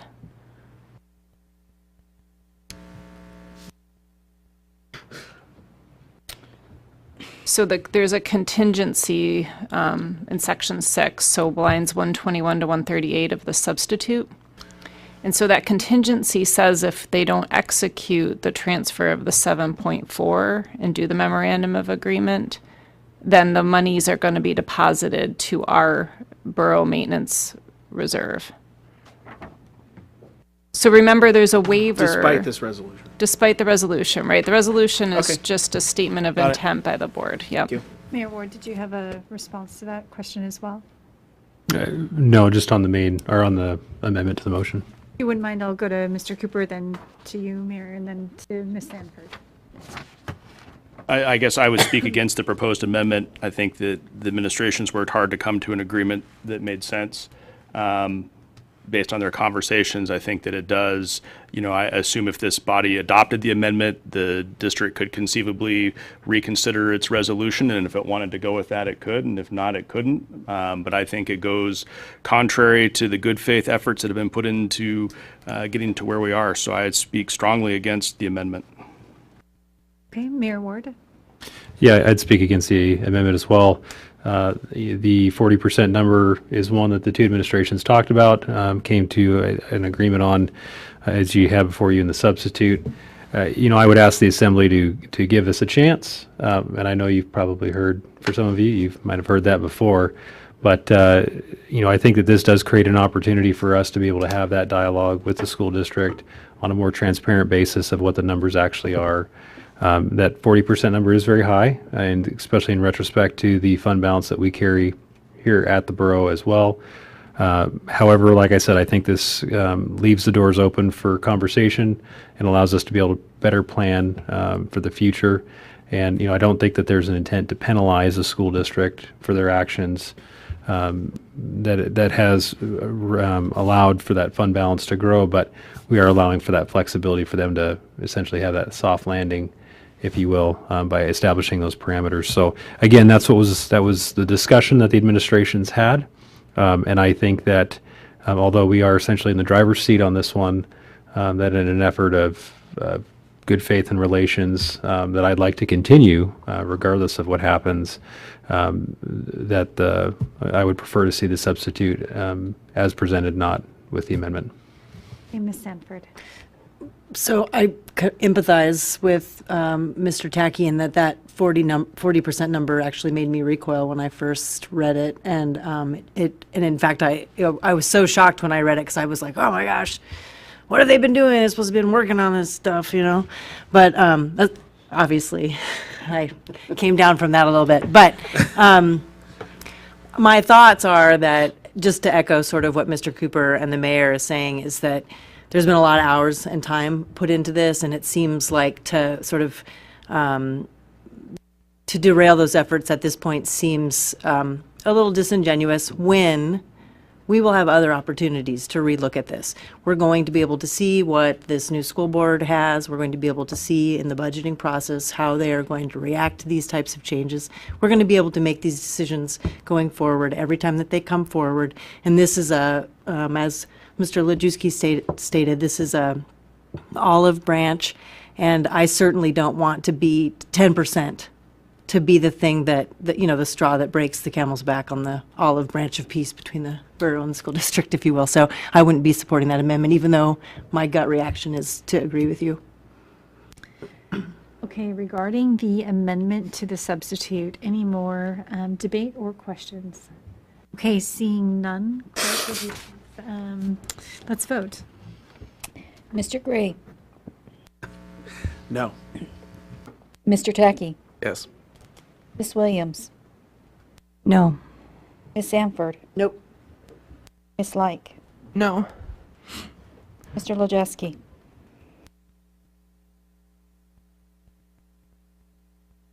No. Mr. Cooper. No. Ms. Major. No.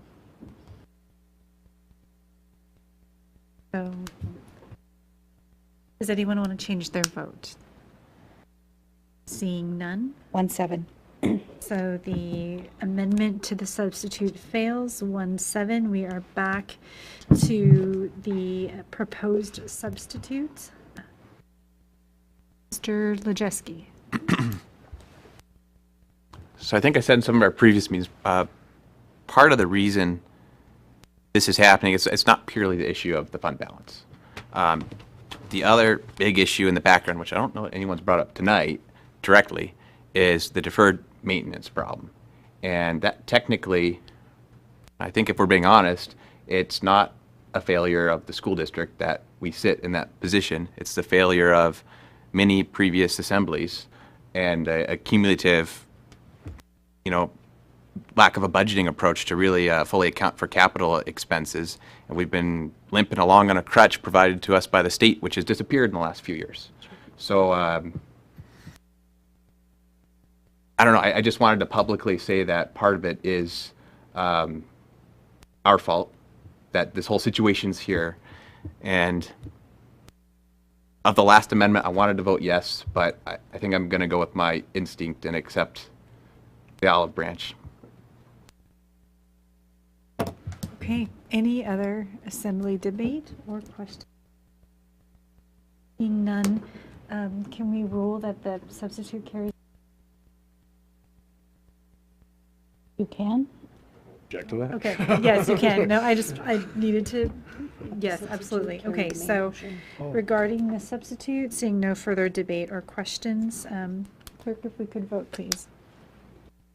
Mr. Lejeski? Sorry, this is on whether to approve or whether to separate. This is just to substitute it. If you vote. Sorry, could you restate what the roll call is for? The proposed substitute by Mayor Ward and Assemblymember Cooper, and it can be found on page 472 of your packet. Whether we're passing it or not. Well, whether you want to bring it forward to be the thing you're voting on. So if you vote no right now, I'll vote no. then you'd go to the original one. You ready for me to call the roll now? Yes. Okay. Mr. Lejeski? No. Ms. Williams?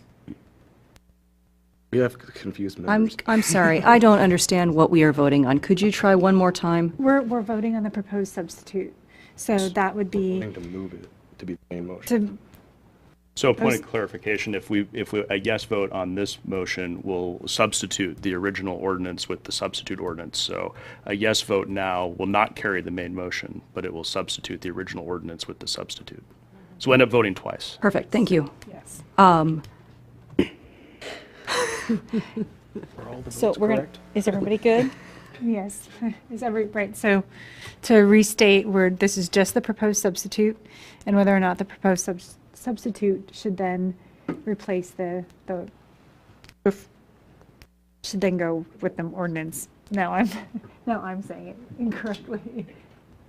Madam Clerk, if you could. So right now you guys are voting on the proposed substitute, which has all those amendments that are in there, and that will, if you guys pass the proposed substitute, then the main motion as substituted will be before you to take another vote. Does that make sense? If this goes down, then you would just have the main ordinance as amended before you. What? The main, Original order. the original ordinance would be Original before ordinance. us. Okay. Yes. Okay, so Ms. Major, would you like me to restart the Yes, vote since please. everyone's been clarified? Okay, so we'll start. Mr. Lejeski, Yes. Ms. Williams, Yes. Ms. Samford, Yes. Mr. Gray, No. Mr. Tacky, No. Ms. Like, Yes. Mr. Cooper, Yes. Ms. Major. Yes. So Anyone want to change their vote? anyone want to change their vote? 6-2. Okay, so the substitute passes 6-2, so now before us is ordinance 2018-41 as substituted. Does anyone have any questions on what we're voting on at this point? Can I talk to the motion? Yes. Okay. I'm like, even though I voted against this to be substituted because I wanted to go back to the old one, I still support any olive branch or moving forward. So I'll be voting yes. Now it's going to call the olive branch ordinance. I too voted no on principle on that substitute, but I will be voting yes on this motion. And I encourage everybody else to as well. Any other questions or comments, debate on the motion that's before us, which is ordinance number 2018-41 as substituted? Ms. Lake? I just want to make a quick comment. The thing that's important here is that by having this fund balance be lower, we're going to be spending more money each year on the students. And I think that's what's most important, that our students need as much as we can give them as soon as we can give it to them. And that's why I support this. So right. Thank you. Any other questions or debate on the main motion that's before us? Mr. Lejeski? You guys probably already got this from me, but in interest of accepting the olive branch, I am still thoroughly unsatisfied with its situation, but yet will vote yes. Thank you. Anyone else? Seeing none, clerk, would you please call the roll? Ms. Like, Yes. Mr. Wojcicki, Yes. Ms. Williams, Yes. Mr. Tacky, Yes. Mr. Gray, Yes. Ms. Sanford, Yes. Mr. Cooper, Yes. Ms. Major. Yes. Would anyone like to change their vote? Seeing none? 8-0. So the ordinance number 2018-41 as substituted passes I can breathe. 8-0. And I just want to thank everyone for their patience with me as I work through that, and I'll pass the gavel back to Mr. Cooper. And I thank Ms. Major for handing her the hot potato. Mr. Cooper? Yes, ma'am. I just would like to note to the Assembly that since this ordinance has already been reconsidered, it cannot be reconsidered again. So it is done. Thank you. Thanks for that reminder.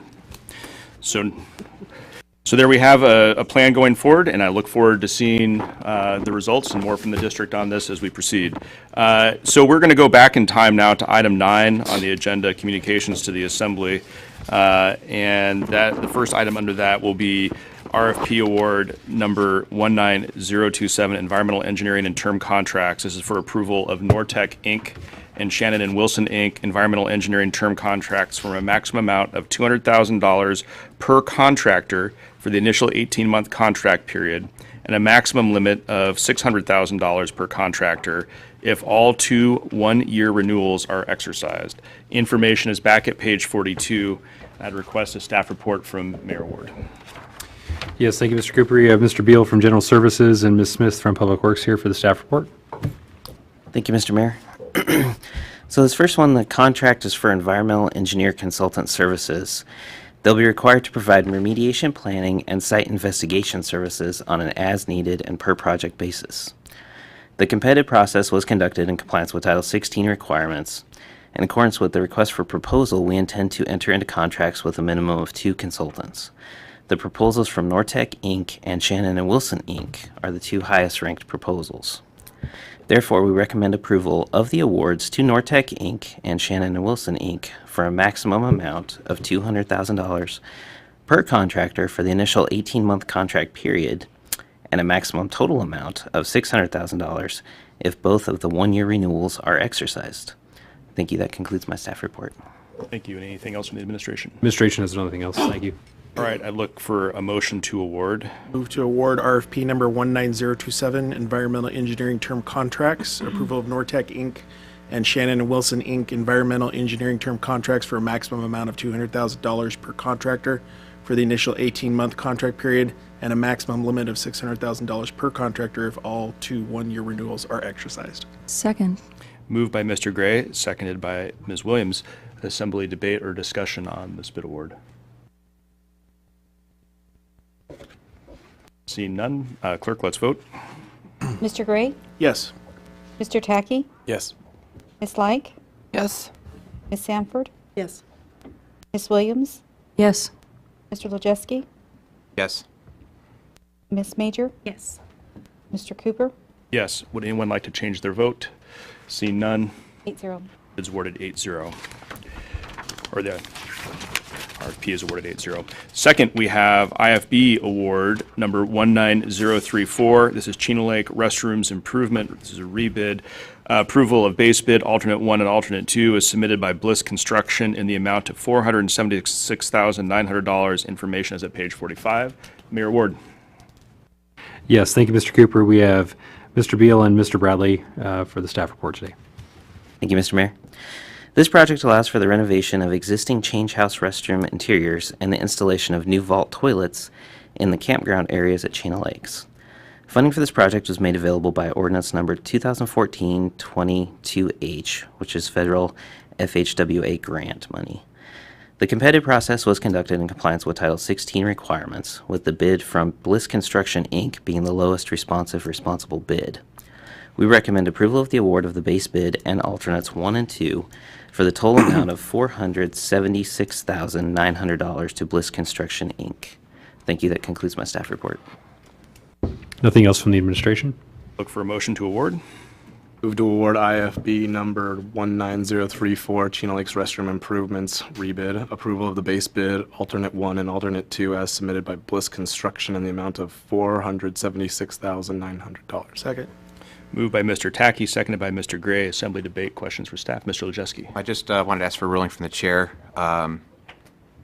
Possible conflict of interest. I don't think it is one, but I'm going to argue that it is. Okay. Sometimes, on rare occasion, I'll take a tour group out there. I don't think these are the toilets that we'd possibly use, but I just wanted a ruling from the chair. All right. Ms. Dolan? Yeah, I think that's just a generally held interest that all of the public has. I don't think it's a conflict. I concur. Thank you. So I will rule that you do not have a conflict on this. Additional assembly debate, discussion, questions for staff? Thank you, staff, for sticking around. Clerk, let's vote. Ms. Like? Yes. Mr. Lojeski? Yes. Ms. Williams? Yes. Mr. Tackey? Yes. Mr. Gray? Yes. Ms. Sanford? Yes. Ms. Major? Yes. Mr. Cooper? Yes. Would anyone like to change their vote? Seeing none, 8-0. it's awarded 8-0. Thank you both for bearing with us till the end. That brings us next to memorandum from Matt Cooper, Fairbanks North Star Borough Presiding Officer, regarding appointment to the Board of Equalization. There is a memo on page 53. If folks haven't looked at it, it's helpful to understand the situation. Currently, the Board of Equalization has one regular board member vacancy and one alternate board member vacancy, with both terms ending December 31, 2021. We've received one application from Mr. McComas Rowe. He could be either appointed to the regular spot, the alternate spot, or not at all, but we need a motion to make an appointment. I'd move to appoint Jason McComas Rowe to the Board of Equalization as a regular board member with a term ending December 31st, 2021. Second. Moved by Mr. Gray, seconded by Ms. Williams. Is there assembly debate or discussion on this motion? Seeing none, clerk, let's vote. Mr. Tackey? Yes. Ms. Williams? Yes.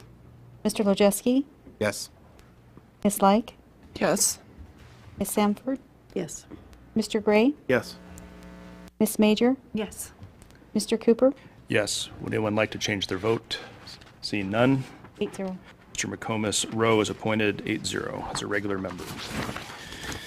Next, we have memorandum from April Trickey, Borough Clerk, regarding certification of the November 2018 elections for certain service areas. There is information at page 58. Ms. Trickey, will you give us a staff report?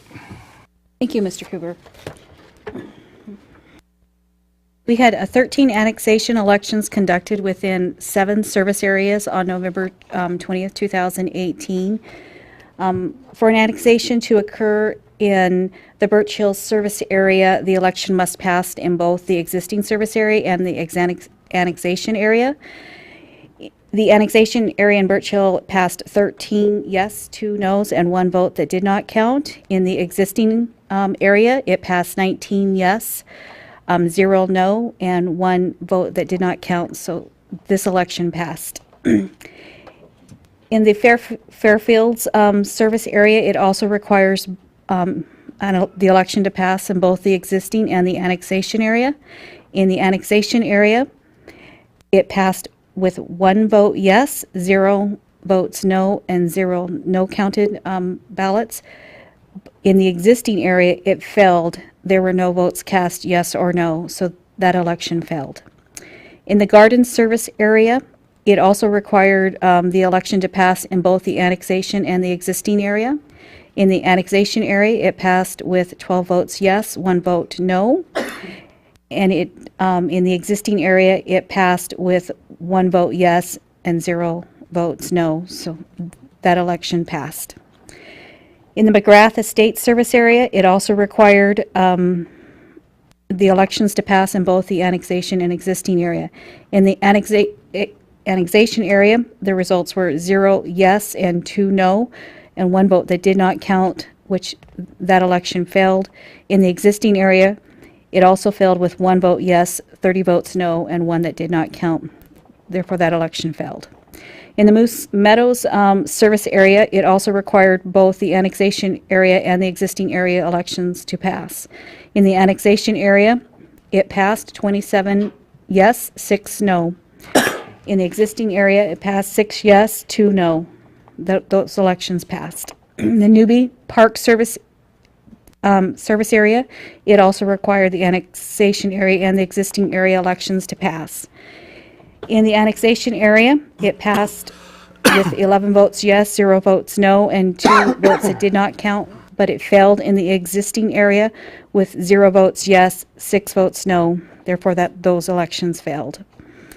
In the Vienna Woods service area, there was only 1 election held. It passed with 9 votes yes, 3 votes no. I request that the Assembly accept the Canvas Board reports before them for these service areas and declare that the service area annexation elections on November 28, 2018 were validly held. Thank you, Ms. Trickey. I look for a motion to certify the election. I move that the Assembly accept the report of the election canvas board and declare the Birch Hill, Fairfields, Garden, McGrath Estates, Moose Meadows, Newbie Park, and Vienna Woods service area annexation elections of November 20th, 2018 were validly held. Second. Moved by Ms. Major, seconded by Mr. Tackey. Assembly debate, questions, or discussion? Is it Mr. Tackey?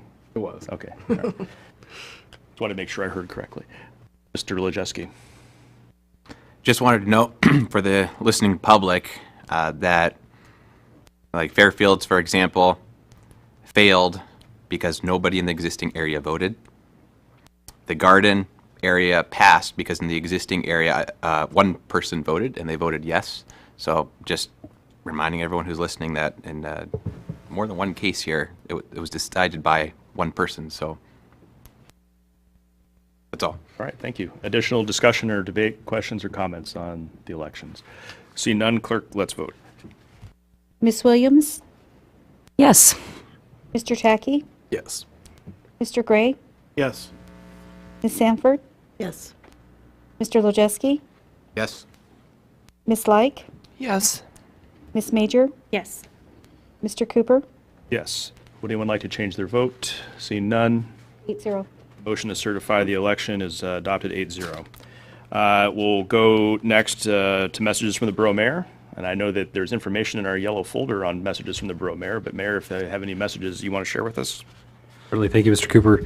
So just as a small anecdote, I feel like an elf today. I've had cookie, coffee, and cake for my dinner, so I've been a little bit wired on sugar, but anyway, 'tis the season, right?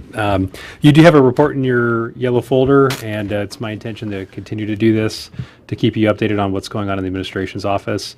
We're also going to try to expand that out and include department updates as well, so the Assembly's briefed on the things that we are doing for our community. That's all I have. Thank you. Thanks. Questions for the Mayor?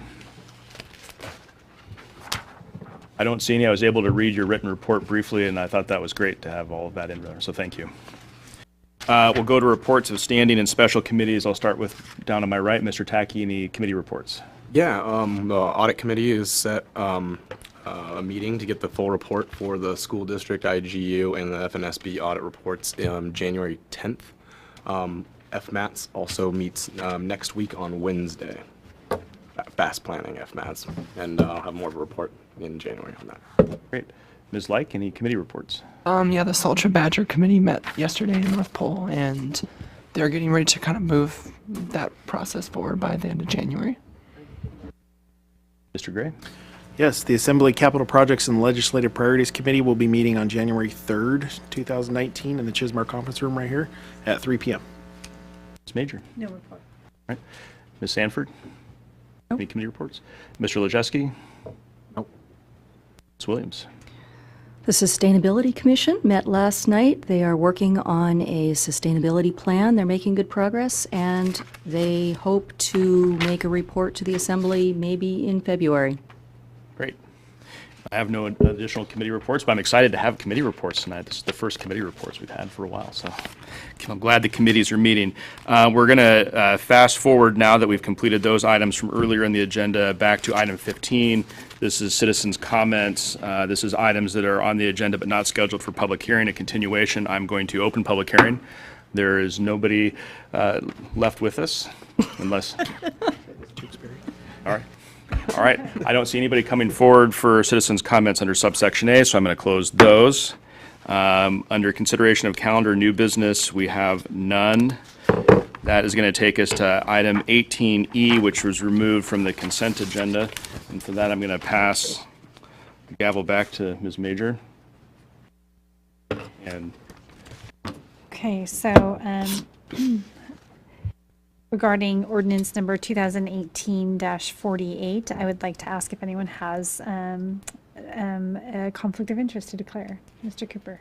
I requested to remove this ordinance from the consent agenda because I believe I have a conflict of interest. The University of Alaska owns a large section of land adjacent to the proposed rezone. I have advised the university's land management department both on the sale of that tract and issues involving the rezone. The university has not actually submitted any comments related to the rezone, but it did get a DPO and talked to them about that. So, Ms. Dolling. Yeah, we typically treat a DPO as a conflict for these purposes, and given Mr. Cooper's fiduciary relationship as an attorney for them, I would suggest that you agree he has a conflict. Okay, well, I will agree and rule that you have a conflict of interest in this matter, and I will look for a motion to refer ordinance number 2018-48 to the Committee of the Whole on January 3rd, 2019, and advance to the January 10th, 2019 regular assembly meeting for public hearing. I will move. I will so move. Can I see that? I will move to refer ordinance 2018-48 to Committee of the Whole on January 3rd, 2019, and advance to the January 10th, 2019 for public hearing. Second. Okay, so the motion was made by Mr. Gray, seconded by Mr. Tacky. Any assembly debate on the motion? Seeing none, clerk, would you please call the vote, call the roll? Mr. Gray? Yes. Ms. Sanford? Yes. Ms. Williams? Yes? Mr. Lojewski? Yes. Ms. Like? Yes. Mr. Tacky? Yes. Ms. Major? Yes. Would anyone like to change their vote? Seeing none? 7-0. So the motion passes, and ordinance number 2018-48 will be referred to the Committee of the Whole on January 3rd, 2019, and advanced to the regular assembly meeting on January 10th, 2019 for public hearing. And Mr. Cooper has returned back to the dais. all right, thank you. So that takes us to citizens' comments, continuation of citizens' comments B, items not scheduled on the agenda. Again, unless Mr. Dorn or Mr. Tewksbury want to come forward. I don't see anybody coming forward, so I'm going to open public hearing and close public hearing, and that is going to take us to assembly member comments. Before we do that, however, I want to give Ms. Welch an opportunity to talk about Christmas on Ice. So, Ms. Welch, if you want to give a citizen or a North Pole City Council member's comment. So there you go. That would be nice. As the official ice elf of Christmas and Ice, I want to make sure that everybody's aware of Christmas and Ice is nice and cold and really a cool place for everybody to go. This weekend we have a military appreciation weekend. We also have the junior competition going. There's going to be at least 3 juniors that are going to be competing in this with a mentor. I'm going to be a mentor for one of them. And also we have done something new this year. We have added a chance for the public to come out and have a chance at actually carving. They won't be getting power tools, though. We know what mayors and power tools do or do not do, so we have decided we are not going to give them power tools, but they're going to be having a chance to carve a small block of ice in a 2-hour period out there, and I will be leading that thing when we do 2 on Sunday, and we might even add some more once we get out of school and add kids to it, but I think they decided 14 or over are welcome to do that, but it will be a safe way for them to get a chance to learn how to carve ice. We want to expand how many people will actually get to carve ice. So come out and see us. The park is full of slides and twirls and tunnels and all kind of interesting things, plus the multi-block and single blocks are already done and taken care of. So come out and see us. Thank you. All right, thank you very much for the invitation, and thanks for bringing the Christmas tidings to our meeting. So, Ms. Sanford, any Assembly member comments? Briefly, I attended the city council meeting on Monday. I think that there was another Assemblywoman there, and I don't know if that issue the issue of making sure that everyone in our community is able to find work and housing. And I just wanted to say to this body and to the greater Fairbanks area that I love our community, but that evening was very hard for me, and I lost sleep about it. And I hope that we can learn from some of the people's comments, because they were very ugly, and it really made me sad. Thanks, Ms. Sanford. Mr. Lejeski?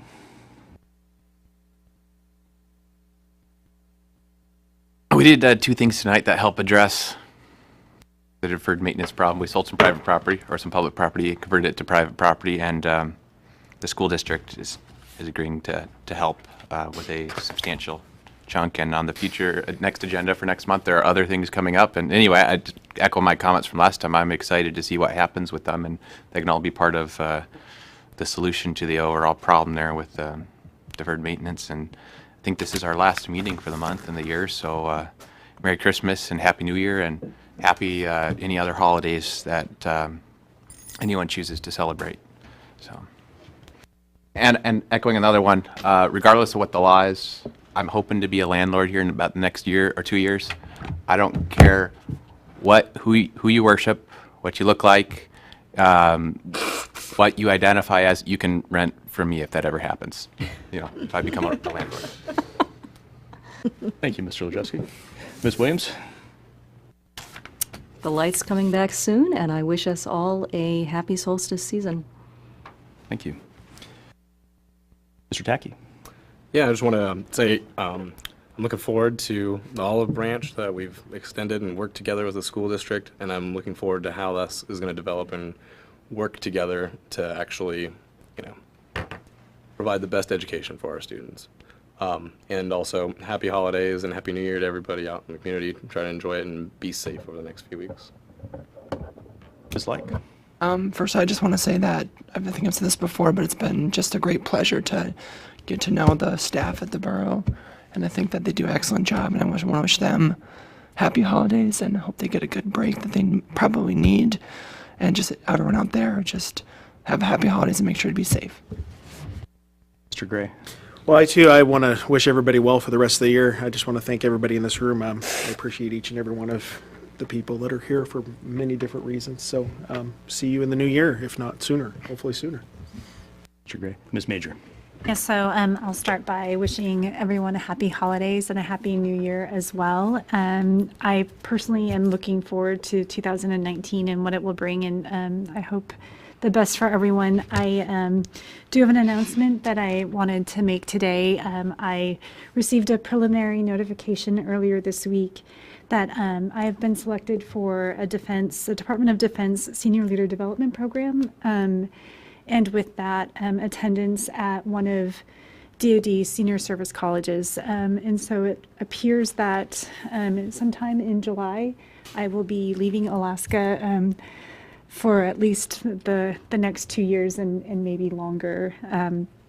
So it's very bittersweet for me. On one hand, it's an opportunity that doesn't come very often, especially for DoD civilians like myself. For federal employees, it's typically reserved for military officers, but it also means I'm leaving a community that I love, that's been my home for many years, and it means I'm having to leave the opportunity to serve this community that I love. But with that, I'm committed to staying right here until the time that I have to leave, and so. Yes, so it's very bittersweet for me. they'll make the official announcement next week, but I wanted everyone to hear it from me first before anything else came out. And so yeah, have a great holiday season, everyone. Ms. Major. And I would say good luck with this, but you're going to be with us for a while longer. I will, So yes. we'll save that for down the road. I will be here for budget season without a doubt. Excellent. Saturdays, you'll be here. Cinnamon rolls. Cinnamon rolls, yeah. So I do want to take a moment to wish a happy holiday season to everybody in the community who's listening, and even those who aren't listening, to those in the clerk's office who work with us every day, every week, those in the borough staff and administration who do such a great job. I hope everybody has the opportunity to find some time to spend with their family and friends, and there's no excuse next Thursday to listen to the radio. We won't be on the air, so take that time you would be listening to us or being here at a meeting to do something with those you're close to. This will be the last time that we all get to meet for this year, so Happy New Year to everybody. I look forward to seeing everybody next year, and I will give us our holiday schedule for the week of December 17th. The Juanita Helms Administrative Center will be closed December 24th and 25th for Christmas and January 1st for New Year's Day. Thursday, January 3rd, the Capital Projects and Legislative Priorities Committee will meet at 3 o'clock in the Chismar Room, as Mr. Gray already stated, and the Finance Committee will meet on Thursday as well at 5:30 p.m. in the Assembly Chambers with the Committee of the Whole work session immediately following. So for the last time in 2018, we're adjourned.